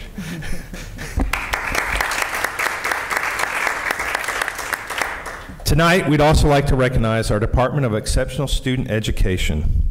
The community support garnered around their annual community conversations increasing employable outcomes for individuals with disabilities, and the belief that the district should lead by example has earned our school district several awards in 2017, most recently being named one of the nation's Districts of Distinction in District Administrator magazine, earning the 2017 The ARC Inclusive Employer Award and the Step Up for Down Syndrome Partners in Progress Award. The awareness Germantown Municipal Schools is creating around these important issues is hard work, and tonight we'd like to honor some of our employees who are going above and beyond the classroom to make a difference in our student lives. And we always talk about practicing what we preach. We want our special needs students to go out there and find meaningful employment and have options in their lives. And I think it's special because we're not only giving them the tools to do that, but we are a partner in this too. We are hiring individuals with special needs to serve in our district, and I couldn't be prouder of the creative ways that we're doing that in our district and the people that we're going to recognize tonight. So I'd like to call up Sarah Huffman, Zach Perkowski, and Miss Ann Quinn.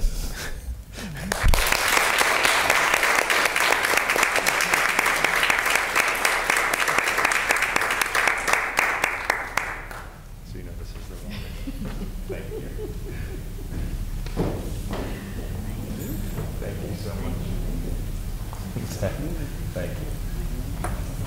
And we'll step on over.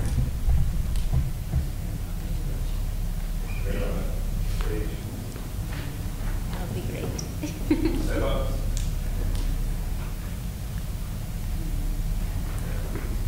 Yeah, I was like, there you go. Okay.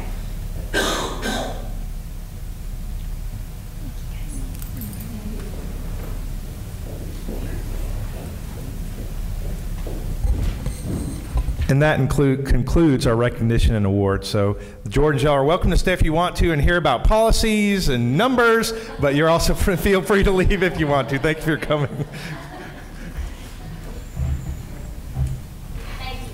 Thank you.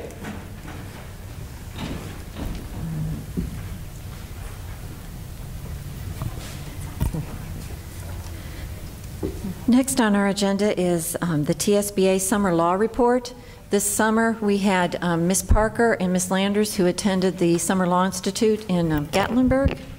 I believe also our attorney, Ms. Deborah Owens, accompanied them. And I believe Ms. Landers and Ms. Parker wanted to just give a brief update about the Summer Law Institute. Yes, and thank you. The first on the agenda was the 110th General Assembly legislative update. There were 51 public acts passed relative to K-12 education. 5 bills that did not pass that would be a concern to us are, of course, the voucher bill. Voucher legislation, House Bill 126, did gain traction, but it did not pass. We know that it's going to come up again in this next session, so we're going to fight against it also. And we're going to work with Shelby County to help fight against it. Elected superintendents, it gained no traction, but we know that it will be coming back. Partisan school board elections, it didn't gain any traction either, but we have a feeling it's going to come back. Seat belts on school buses, it didn't leave committee only because it's going to cost so much money to the districts in order to put those seat belts on. But there were some, and I'll get into the new laws, there were some laws that did work on transportation. And the A to F school grading system, all it did was change color from A to F to now they're calling it exemplary, advancing, satisfactory, unperforming, and priority. So it just changed from A to F to EASUP, ERSUP.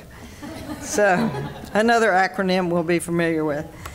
20 laws that did pass, and I will give just a brief explanation. One is a school counselor referral.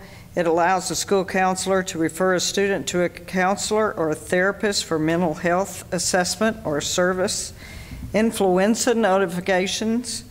LEAs must provide parents or guardians with information about influenza and the effectiveness of the flu vaccine.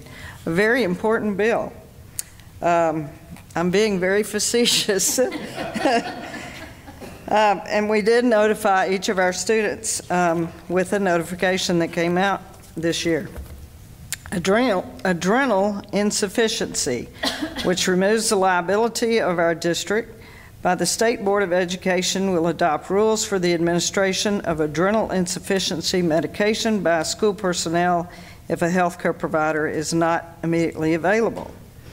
The Physical Activity Bill, Public Chapter 99, it works in conjunction with our physical education. Finally, we got something through that makes sense. Campaign funds, all campaign funds must be deposited and maintained in a financial institution insured by the FDIC or the NCUA. Wow. Teacher evaluation changes. Public Chapter 192, most recent year's student growth will account for 10% of a teacher's evaluations with a 3-year phase-in to 35%. Broadband expansion, we did create a broadband grant program to serve rural areas. Open record changes. This one was interesting. Penalties if requester does not review the record within 15 days. They have 15 days to review it, or they cannot ask for any records in 6 months. Open records exception makes any video taken by law enforcement body cameras that depict minors, if taken within a school that serves any grades from K through 12, confidential and not subject to open records requests. Opioid overdose medication. This also removes the liability to the districts for the administration of an opioid antagonist for students experiencing an opioid overdose. Now, if they're not having an opioid overdose, but we suspect they're having an opioid overdose, and we give the administration, it doesn't hurt them. Really. No, I'm sorry. I'm going to the next one. Student transportation. Public Chapter 289. It makes the bus have a phone number displayed on the bus. It doesn't matter how big, it just needs to be displayed on it somewhere. Isn't that correct? Okay. And also the driver has to be 50 years or older. No, I'm sorry, 25 years or older. I like the 50 year. We can get all our retirees to drive buses. IEA legislation, it is about the SPED vouchers. It gives the state board more authority to determine eligibility criteria and will open eligibility to approximately 13,000 more students. Intruder drills. The school safety teams must conduct one armed intruder drill each year in coordination with law enforcement. Teacher Bill of Rights, in which we are going to talk about one of those tonight, teachers will be treated with civility and respect and have their judgment respected. Progressive truancy intervention. Each district must have a system attendant supervisor. Liability predictions, Public Chapter 407. This exempts employees from liability for punitive or exemplary damages if an act or admission occurs within the course and scope of employment. Employee includes board members, directors, contractors, authorized volunteers that provide student-related services. If the court rules for employee, then the student may be subject to one or more of the following: expulsion, suspension, community service, or disciplinary action. Early post-secondary credit courses requires every LEA to offer at least 4 post-secondary credit courses, which we already do. Fire drills, 1 fire drill every 30 school days, with 2 occurring during the first 30 calendar days of school. And the new Tennessee history, which is called the Senator Douglas Henry Tennessee History Act. Starting in this year, the school board must require a course in Tennessee history. So these are the exciting bills that were passed, some of the 55 exciting bills that were passed. And I will leave Betsy to tell about the rest, and then I'll come back in the end. Thank you, Ms. Parker. Ms. Subramani also attended Summer Law Institute with us. And Ms. Subramani, I have a copy of this for you so you don't have to. We covered a number of different topics over the course of the 2.5 days. So I'm going to hit the highlights on what I certainly found to be instructive and informative. We started out with a wonderful presentation on Tinker versus Des Moines. We had the unique privilege of having Mary Beth Tinker as our speaker, who, if you're not familiar with it, is the individual in the 1969 Student Free Speech Act. She is a free speech activist known for her role in that lawsuit against the Des Moines Independent School District. At the time, she was just 13 years old, and the case went to the United States Supreme Court and set a precedent for student speech rights in our schools. Secondly, we heard how custody orders and custody issues will affect our schools. The workshop went into depth on the custody versus rights, explaining the important difference between custodial parents and non-custodial parents. We covered the Tennessee Parental Bill of Rights and how it applies to records created by the district related to students. We touched on FERPA, Family Education Rights and Privacy Act, the federal law that protects the privacy of student education records. We then went to staying out of the doghouse, which came up actually in our work session this evening. This presentation dealt with the recent Supreme Court decision on IDEA, primarily on IDEA's exhaustion requirement. In the Fry versus Napoleon Community Schools, the student's family filed suit when the school district denied the family's request to allow their daughter's service dog to accompany her during the school day. It also covered, our workshop covered what districts should know and what we can do as a district to stay out of the doghouse. DCS reporting covered the mandatory reporting laws and best practices for school districts to employ.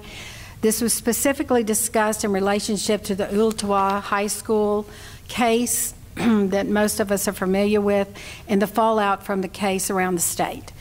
Districts are being encouraged to review their policies and procedures on reporting child abuse, which includes student discrimination, harassment, bullying, including cyberbullying and hazing. We discussed ESEA implementation, which with regards to district and school accountability and accountability indicators. Under ESSA, just as a couple of notes on this, states are required to do meaningful differentiation on of their schools on an annual basis. Last year, Tennessee General Assembly passed a law requiring all schools to be awarded a summative grade of A through F, and F. Also noting that Tennessee's plan has 5 major priorities, which I won't list because most of us are familiar with them.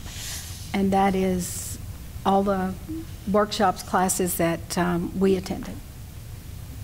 And then the last one was a workshop called Project Guardian, in which we had a special agent from the Department of Homeland Security was the facilitator. And we kind of questioned, it was, why he was there, and he said, "Why do you think we're here?" And first thing we thought was terrorism, and he said, "No, I'm here to protect your children. This is my #1 priority." And he explained that the web that we get on, the internet that we search, and I'm generalizing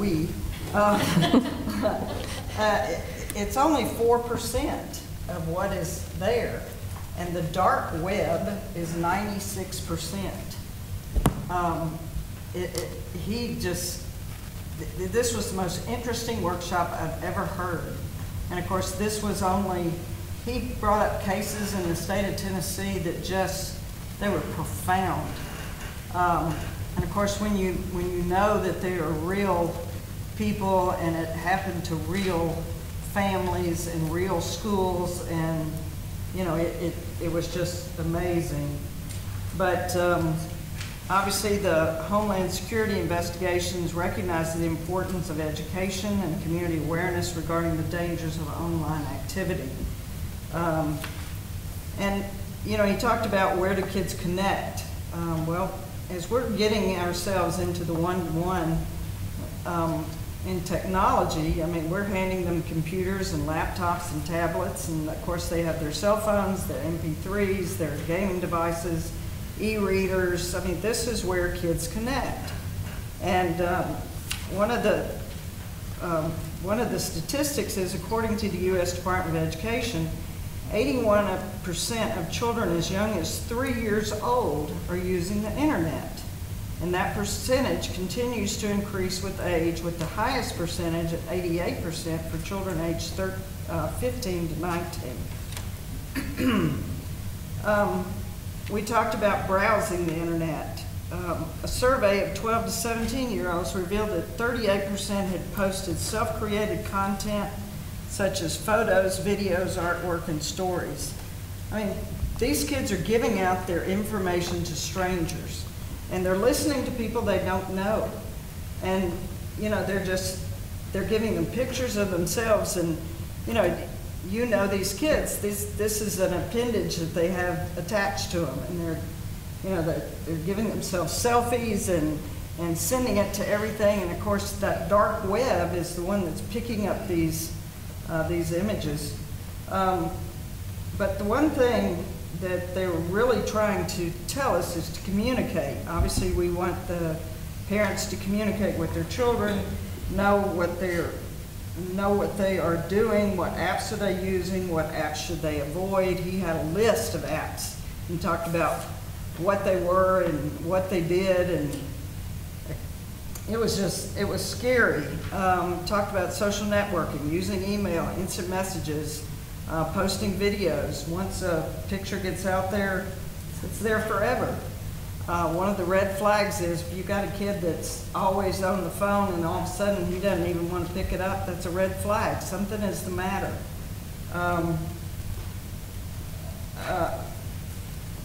There's an app that has a real and a fake password. You know, the mother sees or I can see me doing it. Pick up the phone. What's the password to this? And he goes 1, 2, 3, 4, 5. And I put it, and there's bubbles and balloons and clouds. And okay, this is okay. But really, the password is 54321. And I don't want to see that one. But it was so fascinating. He just scared us all half to death, basically. But really, the whole thing is to teach age appropriate, to help teach you and your child. There are online resources, and of course the one he was really working for was called NetSmarts, SMARTZ.org. And it's something that you can go in and get it for your preschoolers, get it for your K through 3 teens, and even college. But fascinating, and I'd really like to see him come to our district. It would be a marvelous. And we do have a Homeland Security office here in Memphis, so really appreciate the opportunity to go to the Summer Law Institute, and looking forward to the next one. I think I got one more under my belt. Thank you, Ms. Landers and Ms. Parker, for the update on the Summer Law Institute. Next is the TLN update. Ms. Jones? Yes. There was quite a bit of activity that was covered in the summer law, and I think before we know it, we'll be right back into it again in January. We have a local that we will be seeing up in Nashville, very exciting. The chairman and I attended Kevin Vaughn's swearing in as House Representative of the 95th District last Tuesday, and Mr. Vaughn is also on the Collierville School Board, and we're very excited to have him a part of that and have a friendly face going up to Nashville. This fall, we will be working with all of our state legislators, reaching out to them, trying to get them to come into our schools, see a little bit about what we're doing, and also had some candid conversations with them. I think this is the fall is the time to have the conversations about where the superintendent and our administration feel like our biggest pains are and where we can actually maybe help shape some of the things that are happening in Nashville. We'll also be, as Mrs. Parker said, House Bill 126 is the first on the calendar for the House Finance, Ways, and Subcommittee in the 2018 session. And so we will be working closely with all of the districts within Shelby County to really join forces to bring a strong voice to opposition of vouchers. Our board, along with our administration, are also working on a list of resolutions and position statements, which we'll send to TSBA, which we will be covering in our August 31st work session. And before we know it, the 111th session will reconvene on January 9th, 2018, and we'll be ready to go. That concludes my report. Thank you, Ms. Jones. Next is the chairman's report. This past Saturday, the district celebrated the replacement of portables with brick and mortar with the tours of the new Riverdale addition for the public. We had a dinner and tours for the city officials and the commission members. I might add we had over 500 members of the public come through that afternoon to tour the school. We brought in, like I said, the city officials and the commission members for their own tour as well as a dinner. I want to thank all the teachers, the administrators, the students, GMSD PTO, Riverdale PTO, the district staff, and our superintendent that were led by Kate Crowder and her committee of parents and teachers. They made the Riverdale celebration just a great success. So thank you, Kate.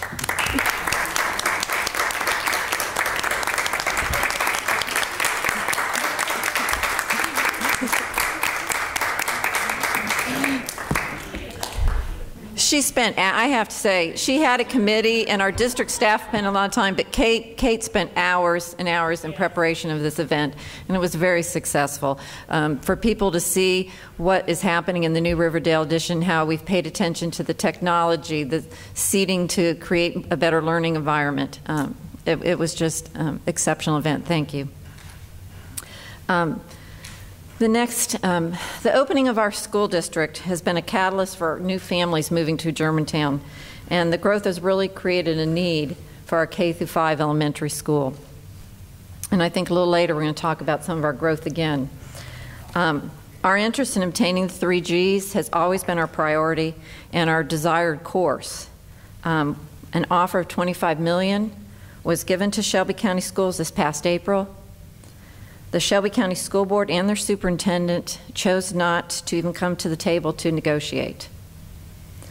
Since 2014, GMSD has been reaching out to Shelby County Schools, asking them to give serious consideration to the sale of the 3 Germantown schools.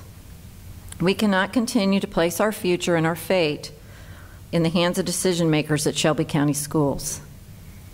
We have developed goodwill with Shelby County School Board members and their district leadership, and the conversation will continue on acquiring our 3 heritage schools.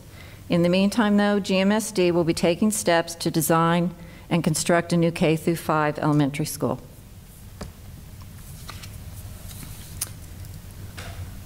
Next on our agenda is financial report.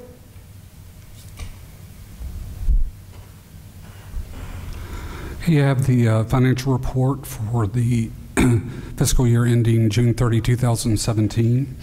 First, note that these are preliminary financials. We will keep the books open for the 16-17 school year through the end of August. First, in the school operating fund, total assets, liabilities, and fund balance at $15.8 million.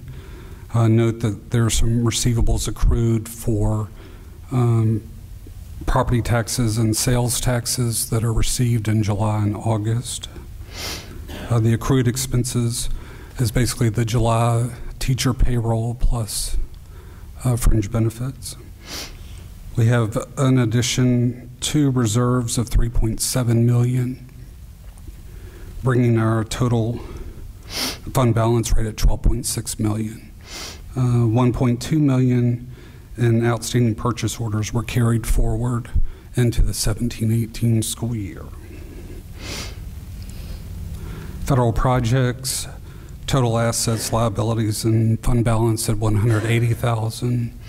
The cafeteria fund, total assets, liabilities, and fund balance at $52,000. Capital projects, $2.7 million. The health insurance fund, $2.3 million. And the OPEB trust, right at $2.1 million. The general fixed asset account group is right at $65.3 million. I would like to highlight two key things there that we've talked about, but continue to see good results. We talked about this during our work session. Our health insurance account, the fact that we have built a $2.3 million reserve in the past 3 years is incredible. Mr. Jones, you just read right through that and didn't talk about how special that is, and the fact that our employees haven't seen an increase in their health insurance over this period of time. It has stayed consistent, and that is not the trend of what's happening nationally. The other is the reserve that we're seeing in our OPEB trust account, the fact that we're fully funding that other post-employment benefits and really providing those services for our employees as they retire. Those are two very special things. So I would like to highlight those, Mr. Jones, and as we go through there. That's besides the $11 to $12 million reserve that we have built, and we thought it was going to take several years to do that. So very conservative work, and thank you for all your time that you spend dealing with this budget. Thank you, Mr. Jones. Next, superintendent's report. Yes. Yes, and you stole some of my thunder on the Riverdale project, but we'll continue. Sorry. So I won't, it won't be as heartfelt as what I gave at the Riverdale groundbreaking, but I think what's special to all of us and all the municipals was the fact that we knew that if we had local control, we could decide how we were spending our money. We could target our schools. We could target our needs. And as I said at the ribbon cutting ceremony, the Riverdale expansion is a physical, tangible example of that. So, Ms. Carter, I don't know if it'll go through it. You can go ahead and, yeah, just keep on going through. So the fact that we were able to form a partnership with the city and take care of something that for 20 plus years at Riverdale Elementary, they had over 23 portables, including a bathroom portable at the school. This changes what they're doing in that school. It's not just, and like I said in the ribbon cutting, we're thinking beyond the box. We're not just replacing classroom space for classroom space. We're changing how they use it. We're changing the feel of the buildings. And so when we talk about the materials we use, the amount of glass, the stone, the metal, the brick, the feel of that building has dramatically changed the presence of that school. And we see it in the enrollment numbers that we're getting ready to discuss. Already at that school, we have exceeded the 2 growth positions that we already added during the budget season, and we're going to have to add 3 more growth positions at this time to accommodate the growth in that school. That's exceptional, and that shows that the standard that we are setting for academics and now also our facilities will match that too. So it was a wonderful night, and I would also like to thank Ms. Crowder for the work that she did to really thank all the people locally who played a role in that process, because it was through the support, the teamwork of everyone that we were able to create something that met the needs of the district. It was a team effort that really decided, how do we use the space? What type of space do we want to use? What type of furniture? What type of technology? All those things were addressed in this project. And so I think that it's a special, real example of the great things that we can do in Germantown schools. And now I'd like to move on, and with the help of 2 of our directors, just highlight some of the things that we discussed during our work session. So Mr. Cathy, if you would go first and talk a little bit about some of the projects that you completed besides opening a building on time. You had a lot of work that you accomplished over the summer. Thank you, Mr. Manuel. I'm going to just kind of go by school. It was a busy summer in operations, just as it was a busy summer in all the departments in the Germantown Municipal School District. We've got some visuals to assist with some of the projects that we accomplished. We'll start with Houston High School. One of the things that has been sitting on the deferred maintenance list since 2012 was a partial roof replacement at Houston High School.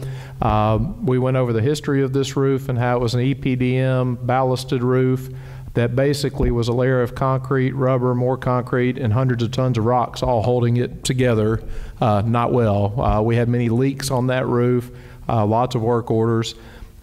And we replaced it this summer, vacuumed the rock off the roof. You can see some of the crew out there putting down our TPO product.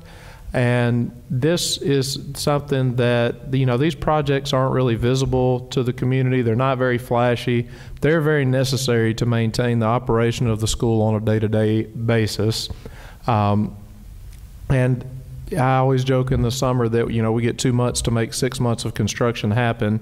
It's a very tight timeline to replace this much roof with the time frame that we had. So we also replaced, while we were doing this, 144 rooftop units at Houston High School. The HVAC system was also original to the building. Many of the units have been there since 1989.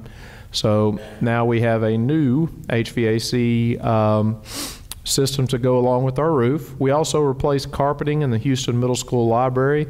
Many of those libraries and many of the carpets were original to the buildings as well. We added 2 modular classrooms at Dogwood Elementary School to keep up with our growth. We also added new carpeting in Dogwood's library. We added an energy management system at Farmington, and again, this is something that when we started the district, we had one school that had any type of controls on the HVAC system. So literally what you had was a teacher's ability to jam it all the way down to 50 and all the way up to 80 or 90 if they so desired, which caused maintenance nightmares, it caused utility irregularities. And now we have our systems with set points and the ability to program, and it's a big boom for the district. We also painted all the interior and exterior surfaces at Farmington Elementary School. It actually looks like an elementary school now with color throughout the building. This was another project that we tried to look at differently to see what could we do different. And we also replaced the carpet in the library. We realized when we did that we were left with a gift of 2 layers of carpet underneath that was left for us to take out. So that's kind of a before and after picture of when we were taking the carpeting out versus the finished product there. And then, of course, we have the Riverdale expansion that's been mentioned tonight with the ribbon cutting and Mr. Manuel. This is a 53-second video that kind of puts 2-3 years of work, including a year of construction, into a 53-second video. So it's noteworthy while Ms. Crowder's pulling up the video that there are so many people to thank. The numbers are countless, but it doesn't happen without cooperation. So we'll enjoy this video of Riverdale going up from the ground.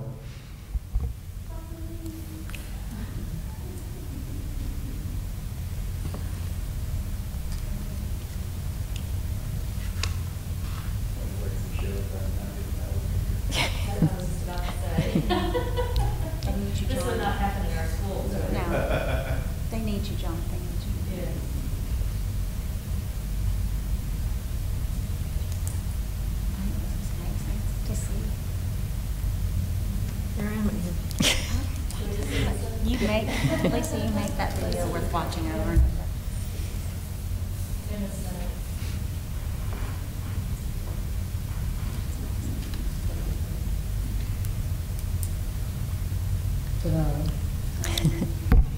And there's your finished product. And this was our first build as a school district, as a city, since we had our schools, and we really wanted to think outside the box and do something different. And long after I'm gone, this school board's gone, everybody who's here is gone, that building will still be standing there serving the citizens and the students in Germantown. So we're very proud of that building. And I would also like to thank members of my staff who that building and the other projects don't happen without them. Aaron Law was instrumental, worked all summer long to get these projects done.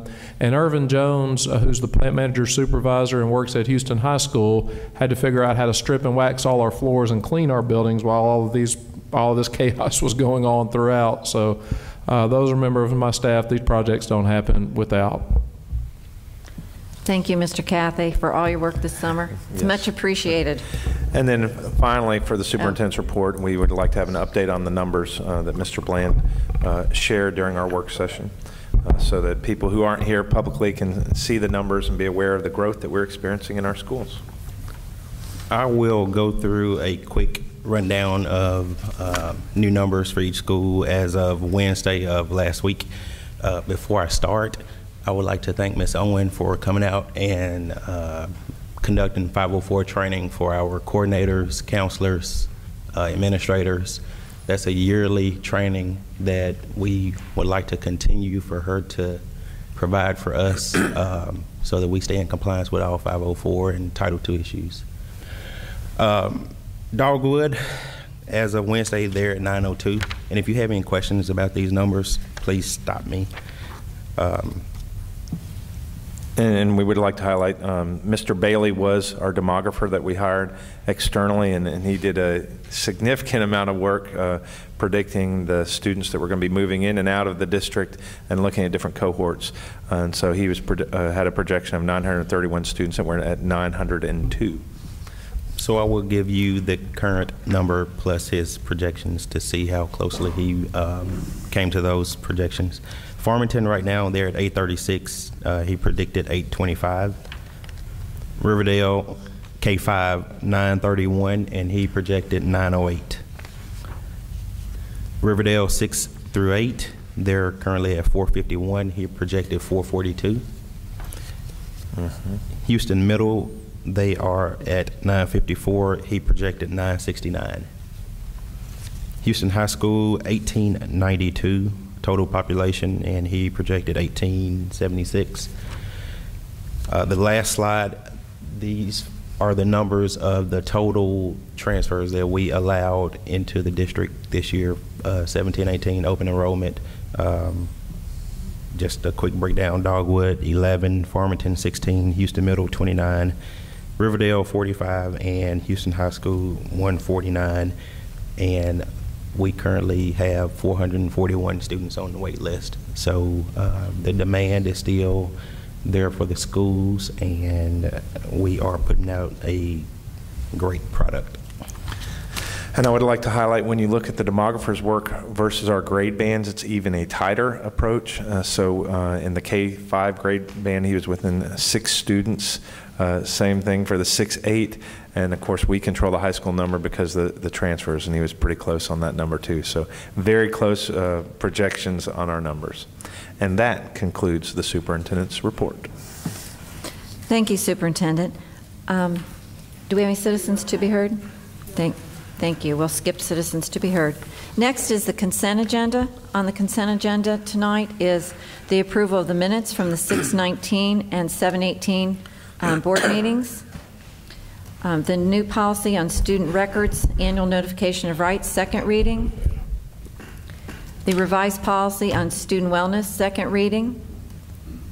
The new policy on staff rights and responsibilities, first reading. Those will be included in the consent agenda this evening. Do I have a motion? I move to approve the consent agenda as presented. Second. Oh, sorry. Roll call. Ms. Jones? Yes. Ms. Parker? Yes. Ms. Fisher? Yes. Ms. Wolf? Yes. Ms. Landers? Yes. Thank you. Consent agenda has passed. Next on the agenda tonight is 9A, stop loss insurance renewal. So I'll give a description again, like we talked about in our work session, of the purpose of stop loss insurance. It's insurance on top of your insurance. So if we have any one claim that goes over a set amount of funding, it protects us from having someone who has a chronic illness like a heart attack or cancer, or heaven forbid that someone has an extended stay in the hospital, that we have a cap on our exposure for that insurance. That's the purpose of this stop loss.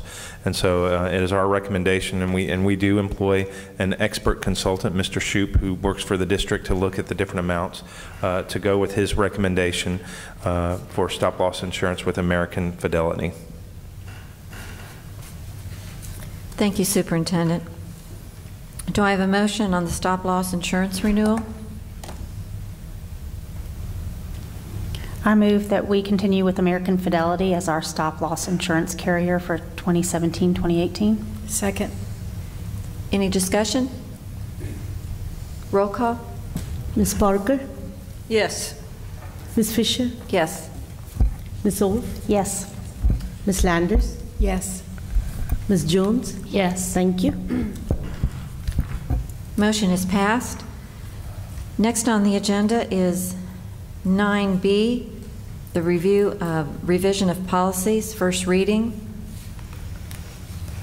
Superintendent, do you want to comment on these? Most of these, and really I like to highlight that there are three things that would really prompt us to look at and change our policies, and one of those is out of our control. So when our legislative body decides that they're going to pass new laws that impact us, we pay for a service through the Tennessee School Board Association, TSBA, to actually read through our policies and tell us when we need to make the appropriate changes. That would be one. I would say a second would be that if the district staff, and talking with the administration and the teachers in the school, really feel a need that has come, that has arisen, and we need to make a recommendation for a change of policy, that would be the second reason that we would come for a policy change. And the third would really be our other stakeholders. So if parents are expressing an interest to either our board members or y'all are hearing information that concerns you or things that we need to look at and address, that would be those changes. The changes that you have before you today are a combination of a few of those, and I'll let some of the department heads talk about some of those changes. Some of those are based on just legislative changes and TSBA requirements, but then some of them are just minor changes in those policies. So, Mr. Blaine, if you want to talk briefly about. So with my policies, I did not have any revisions at this time for the policies listed. We are pushing a few of the policies that are due for revision this month to next month. One was due to a clarification from the state in 6.305. Ms. Fontenot was not able to get clarification about two specific words in that policy, so we'll get clarification and then revisit that one next month. The 6.200 attendance, pregnancy, and truancy, we pushed that one back to next either September or October because of the new chronic absenteeism standard that will be on the report card. So we have a committee together. We met Friday of last week, and we have another meeting coming up in 2 weeks. We would like to have that verbiage finalized before we review that policy. So once that's done, we'll revise that. And then 6.206, 6.2061, 6.2062, we're going to push those back to next month. Mr. Manuel and I have been in discussion about a portion of that policy, so we didn't want to throw it into this meeting before we had a chance to properly talk about it and get that wording correctly done. But if there are any questions about any of the other policies. Any questions for Mr. Bland? Thank you, Mr. Bland. So there are a few policies in the instructional program that we have some revisions on, and I'm going to go through those quickly. There is one listed on your agenda, the IP 4.203.1 Honors Advanced Placement. That's going to actually be the IP 4.207 English Learners, just for clarification on what you're seeing with the agenda. We'll start off with that policy, IP 4.207. This policy, when it was originally put in place, was in 2014. The language that is included in this policy does not align with the language that's in ESSA. And so you'll see there's a lot of deletion in this policy, and then there's a lot of addition towards the end. If you'll notice, we deleted the definitions. Those are included as part of an appendix of the state's English Learner Program handbook. And we are developing a handbook for Germantown Municipal Schools that will also include these definitions, and we'll have it posted on the parents' side of our website and then also for our teachers. So we didn't feel the need to have that as part of the policy because it's just simply definitions. But then you'll notice on the back, and we'll actually even start with changing the name of the policy. It was previously titled Limited English Proficiency Language Minority Students, and we are changing it to align with the language of ESSA, which is simply just English learners. So the instruction program, again, it's changing a lot of the wording there, and it's aligning to just simplifying what we're actually doing as a district, where we'll have the program handbook to show exactly what type of programs we offer. And all of these are just your tenets of what you're supposed to do according to the state with the English language instruction program. The second piece, the parent notification, again, with any federal funding and federal guidelines, you have to have parental notification. So you'll notice that this is an added section to show all of the requirements of the minimum notifications for any parents or any families for any students who are English learners. And these are to take place within the first 2 weeks of schools. All of our English learner teachers follow these guidelines, but we wanted to make sure, if you agree, to have it in the policy so that parents or anybody that is reviewing our policies can see what we actually do. And again, the references or authority, all of our references previously aligned with No Child Left Behind, so we have updated those to align with ESSA. Any questions on that policy? Okay, we'll move on. So the next one to review is credit recovery. This is IP 4.210. The main change in this policy are just your footnotes or your references, and then on the very bottom of the policy under grades, previously it stated that the director of schools will establish a grading formula for our credit recovery courses. That has been eliminated. The state now says that any student passing credit recovery will receive a grade of 70%. So we just wanted to be clear with that in our policy, and you'll notice that the legal references were updated a little bit on the bottom. Any questions on that policy? Okay, grading system. This is, you'll see several changes in here, and like Mr. Manuel said, some of these are due to administrative requests from the schools, parents, teachers, stakeholder groups. So the first one, this is something that we brought to you towards the end of the school year last year, and we made some changes.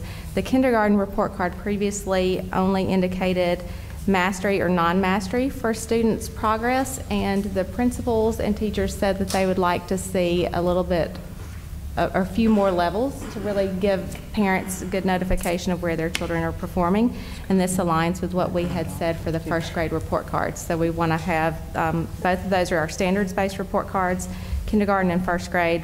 We are requesting that they both continue the same progress to show mastery, satisfactory, needs improvement, or unsatisfactory. Then the second piece on this one, under item 3, under grades 2 through 5, that one previously stated K through 5. We already addressed kindergarten report cards in the previous section, so we just updated that to say 2 through 5. Item number 4 in that section, it's just adding a word to make the sentence flow better, just adding that in the first 9-week term.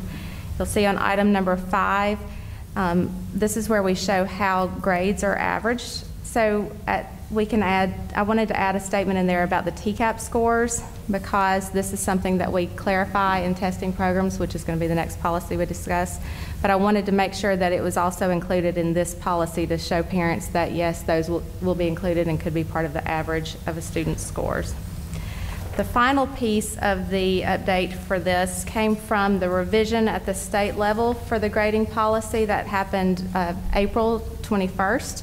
And this is where they changed some of the weighting in the courses, and this is particularly for the high school level. So in that section, under grading system for grades 6 through 12, item number 9, we previously had advanced placement and dual enrollment courses receive 5 points added to each quarter numerical grade. The new policy states that dual enrollment be moved to the same one in number 10 with dual credit, and capstone industry certification courses where you only get 4 points added. So the state has come back with guidance to say that we need to group those classes together. And I will jump in. As we talk about things that we want to talk about with our legislators, this would be one that would be important to me. I can speak from personal experience with my daughter. Her dual enrollment course that she took, a biology class through the University of Memphis, had a lot more value for her and us financially too at the University of Alabama, because she got credit for a lab course and for her regular science course there. So the fact that they are weighting that course less than an AP course, which she would have had to take 2 courses at the University of Alabama, is disappointing to me that they decided to change those weightings and force that on us. I would like to see it have the same policy that we had, where dual enrollment counts the same as AP courses, because we do see that same value. So that's something I think that we need to discuss. At this time, this is what we are required to do, so we are going to do it. And I think this might be one of the most revised policies that we have, so if we get new information or any changes, we'll come back and revise it again. So then finally, the last piece of this is the table at the very end where we're looking at the GPA ranking. You'll notice that there are several asterisks added to this section. The new grading policy also states that a student cannot have a weighted GPA for an honors course, capstone industry, dual credit, or AP and dual enrollment classes unless they sit for the exam. So this is something that requires additional monitoring at the high school level, but they cannot receive the weighting for that course unless if it's an AP course, unless they take the AP exam. So that's something that's also included in the new policy. And this is another one that's going to be an issue for us because of the way that we award credits. If you think about a student who's in an AP course, they're going to take that exam and they're going to receive a credit or half a credit during that first semester. And then if they don't take the AP exam at the end, we're going to have to go back and change their transcript when we've already sent home report cards and information recorded data. The practicality of that decision isn't as functional in our district. So that's something that I think we need to address and discuss too. That is not an issue in our district, that we don't have students who are sitting for AP exams. So why the state feels it's necessary to restrict us and have a policy that controls that, that's a concern for us as a district. That was going to be my question, is what was the reasoning behind this change? And why are we basically telling kids you don't take a harder class if you don't plan on taking the exam? That they just want to, if they want to take the class and learn more, and then they decide, I'm not going to perform well on this exam, so I'm not going to spend the money to do it. Why is that not their choice? I agree. I think that this is an issue elsewhere in the state, that they have students who are taking AP courses and not taking the test. It's not an issue in our district. And that's a concern about local control versus state control. Why influence something that's not an issue for us? But that's something that at a later time, I think when we start talking to our state school board members and also talking to our legislators, that we need to discuss. We don't have that issue in Germantown where our students do not take those exams. I think it may be an issue in other school districts where they take it to pad their GPA. Their intent may not be the same as our students. Okay, I guess my issue is more of if they're taking the class, they're gaining from it. So if they're taking it to pad their GPA, okay, but at least they're sitting in a class that's more advanced for them. Do you see what I'm saying? The AP exam, as great as it is not for everybody, but why not have their bottom in that seat so they can gain something from that experience? Agreed. Thank you. Yes. Chair. Any other comments or questions? Ms. Parker. It could be from the bill that came down about that we shall have post-secondary classes. That was probably what they're trying to do, is help out everybody across the state, but they forgot we don't need help. Okay, the final one that actually has revisions is going to be the testing programs, and it's IP 4.700.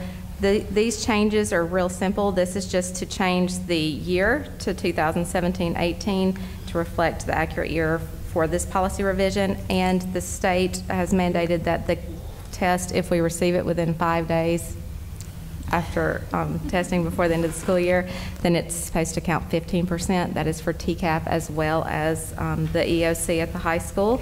And so you will see that those are the changes listed here. And I added the statement under the TCAP section to show the same methodology will be used. It's the target methodology, and I believe we discussed this before, but it is the methodology that is in the best interest of our students. We have reviewed several different types, and that's the one we feel the research shows with our own student and student scores that it is in the best interest of our students.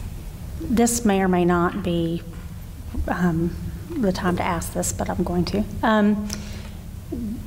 Once we get the scores, like this year we did not receive the scores within the 5-2 period, so and we're set up to do that potentially again this year, whether they get it in or not. When are parents receiving that kind of information? So it will be after they are no longer embargoed, like when they actually see their student scores. Right. So the raw data, for example, right now is out for the high school. For the high school, right. But it is embargoed, and so we can't release that to the public or to the parents. What happens is in the next few weeks, the state will send us student reports for those EOC tests, and then the school distributes those reports out with the students. So that's when parents should get those reports home, and we'll send a notification out through our alert system to say it's in, it's going to go out on this date. At the elementary level, it's going to be a little bit behind because we still haven't received raw data for those tests. And so we anticipate October is what they're saying. We should get those scores out at that point. And then we can go from there past the embargoed period. So it'll probably be in December. And what will likely happen is we'll do the same thing, send a notification out because we have to receive those printed student reports from the state to distribute so that you can see how your child did. Would it be wise for something to come from the district to let parents know that the holdup is not at the district office? I've gotten some questions from parents about, well, when are we going to see the scores? I know they put the stuff about the high school, yada, yada, yada. And I said, let me check on that. But it might be wise because there are parents who want to know for apex reasons or just because they're very involved in the lives of their students. To just say, the scores are not in our hands yet, but once they are, we're moving as quickly as we can to get them to you. I think it might help some things. How will that impact IEPs and things? Third grade, when we're looking at the third grade-ish threshold, I mean, usually we're gifted instruction. Yes. And eligibility has completely changed. And oh, I'm sorry, I'm just talking off mic. Gifted eligibility standards have altered as of July 1, as well as that third grade screening of everyone. They're looking at it more towards the RTI process, so every student, and not with the data points. I see the grin. They're looking at it more like we're looking at every student at all times. So at all times, if we're looking at a student that is being adversely impacted by their intellectually giftedness, so that means that through Tier 1 instruction as well as enrichment activities, the student is not able to successfully interact with the program, that eligibility is, you know, we can look at that at all times. So there is other data to look at, not just TCAP. Right. But I don't see it as, we don't have a identification issue necessarily in Germantown, if that makes sense. No, I understand that. I was just making, I know that parents have questions because this is what they have been, they're used to, is a third grade screening process. And now that if this is the change that's coming up, that's also something that may need to be communicated through the schools, the elementary schools. Hey guys, things are changing. And, you know, don't get excited if you don't get your letter in September, because again, that's what parents have gotten used to in our district. And more communication may be better in that situation. A goal of mine, and one of the reasons we looked at joining the Gifted Consortium, is to look at writing an LEA plan throughout this year through the consortium with stakeholders involved. Obviously, that's not something that when the state gives you a change July 1, you're going to roll out day 1 because you don't know what's going to get passed. So I do realize that that's something we can talk to the schools about how best to communicate what those procedures look like. Okay, great. Thank you. And then the final policy change is the suggestion to delete policy IP 4.402. This is our instructional supplies policy. The request to delete this policy is a recommendation from TSBA, and it's because the previous policy said that we shall have a pool of the allotted funds per teacher, and that is no longer a requirement, and so we want to remove that policy. They still may contribute their funds together, but it is not a requirement. So we want to remove that policy altogether. So those are the requests. And then for the final two HR policies, Mr. Haddo covered those during the work session. I would have one point of clarification for Ms. Jones that you'd ask about the list that we have, that we maintain. And the board had previously chosen to use the TSBA's list for that panel. It would be my recommendation to continue using their list of experts. Any other further questions? Do I have a motion for revision of policies, first reading for English learners, credit recovery, grading, testing programs, separation practices for tenured teachers, and separation practices for non-tenured teachers? So moved. Second. Who's second, please? Give it to Mrs. Landers. Thank you. Any discussion on what was presented? I just want to say thank you for the hard work on going through these policies. I know it's tedious, so thank you. Roll call. Ms. Wolf? Yes. Ms. Landers? Yes. Ms. Jones? Yes. Ms. Parker? Yes. Ms. Fisher? Yes. Thank you. Motion is passed. Next is 9C, approval of nomination for TSBA School of the Year Award for Excellence in Architectural Design for the Riverdale edition by A2H. Superintendent? This is something that we're very excited to do. We think that because of the community input and the use of materials and just the novel design of this building, that we would like to apply for the TSBA's award for design and review for the Riverdale edition. And so it would be our request that you all make that motion, and then we can enter it, that expansion into that competition. Do I have a motion? I move to approve the nomination for TSBA School of the Year Award for Excellence in Architectural Design, Riverdale Edition by A2H. Second. Any discussion? Roll call. Ms. Landers? Yes. Ms. Jones? Yes. Ms. Parker? Yes. Ms. Fisher? Yes.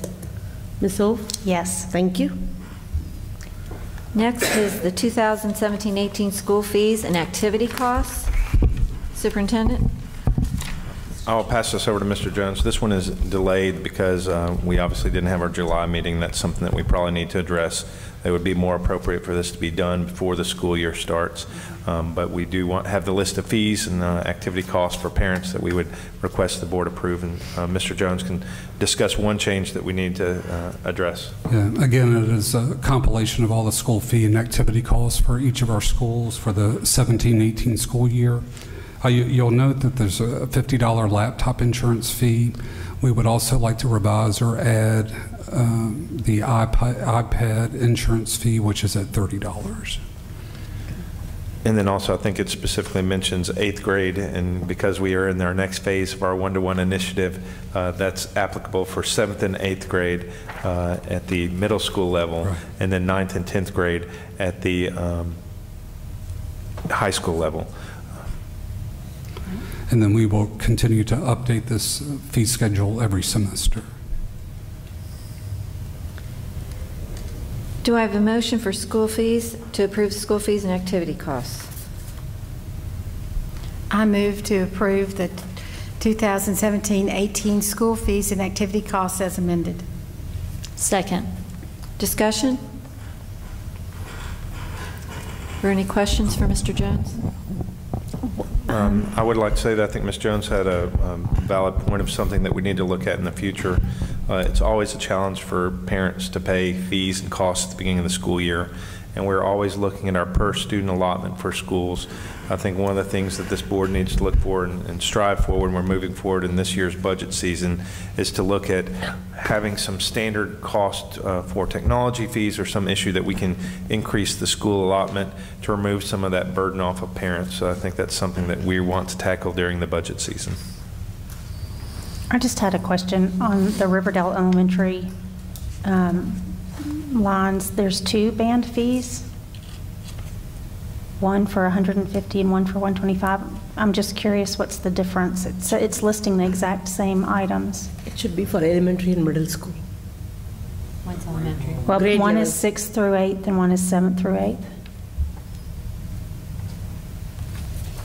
Came in from the principals.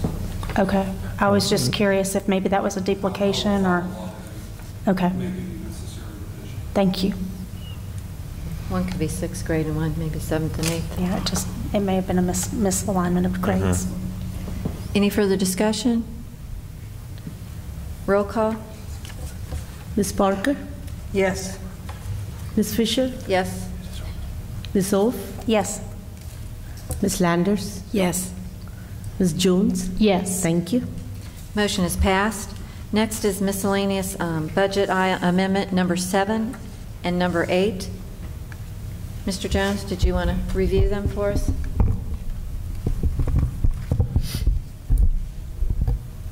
Number 7 represents additional funding to the district. First, roughly $122,000 from the state and a new grant for vocational or career and technical education equipment. Also, an $11,000 contribution from the Germantown Education Foundation for sped supplies and equipment.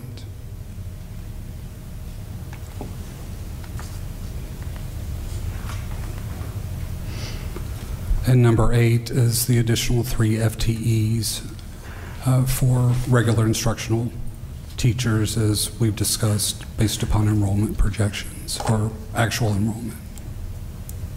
Thank you, Mr. Jones. Do I have a motion? I move to approve the miscellaneous FY 2017-2018 budget amendments number 7 and number 8. Second. Any discussion? I have a question, Chairman. The Germantown Education Foundation, was that a grant?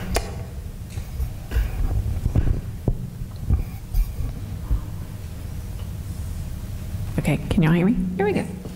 Yes, we applied for a grant for assistive technology for our assistive technology team. We were looking at, when we do an evaluation, that the therapist did not have a way to trial devices on students, and so more than likely a lot of them were getting an iPad because we had the iPad available, and really looking at a continuum of options for students when we complete evaluations. So we wrote a grant and reached out for additional funding so that our evaluators would have more equipment to look at. Thank you. Excellent. Thank you. Any other discussion or questions? Roll call? Ms. Wolf? Yes. Ms. Landers? Yes. Ms. Jones? Yes. Ms. Parker? Yes. Ms. Fisher? Yes. Thank you. Next on the agenda is new business. Chairman, I have a comment. I don't know if it's okay now to have a comment under new business. I just wanted to say that I appreciate your comments and the chairman's report regarding the offer that was made to Shelby County, as well as the new school. I know we have capacity issues. The one thing that I would say is, when we started down this path, we assembled and created a resolution on April 5th to create a negotiating team for the purchase of Germantown Elementary and Germantown Middle. And a press conference was held. We were very public in our offer. We were very public in the establishment of the negotiating team.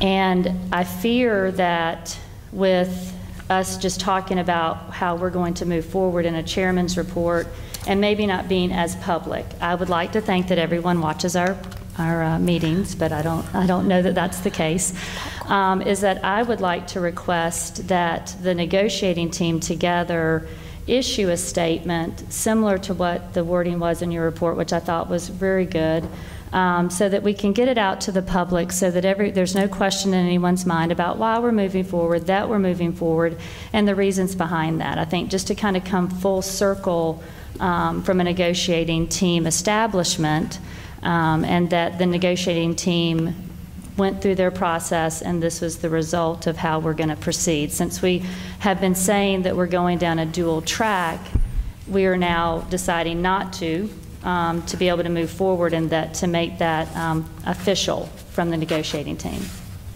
Thank you, Ms. Jones. Next is announcements. Well, I have some new business. I think one of the things that we need to highlight, and we will do it this Friday at the football game, is the contribution that we have from our Germantown Education Foundation for grants at each of our schools. None of those values reach the threshold for board approval, but they are making significant grants to our teachers in small amounts at each of our schools. But we would like to thank the Education Foundation's commitment for those funds and what they do for us in fundraising for our teachers. But I think that's something very special. And I would like to recommend that all families come to this Friday's football games, because it is GMSD night at the field. And we have purchased mascots for all of our schools. I don't know if y'all have seen their presence in social media, so they now have nice mascots, and it's going to be something special that we have for all of our schools. But we're excited about the upcoming Friday night football game, where we will recognize the Education Foundation's commitment to our schools. And it will be a blackout, so Yes. wear your black. Thank you, Superintendent. That was next to my announcements. Houston High School Family Football Night. I know they have a lot of things planned for everybody, so please come out. Also, we have a board work session Thursday, August 31st. We have a board meeting next September 18th, and we have a TSBA Fall District meeting on September 25th. Thank you. Meeting is adjourned.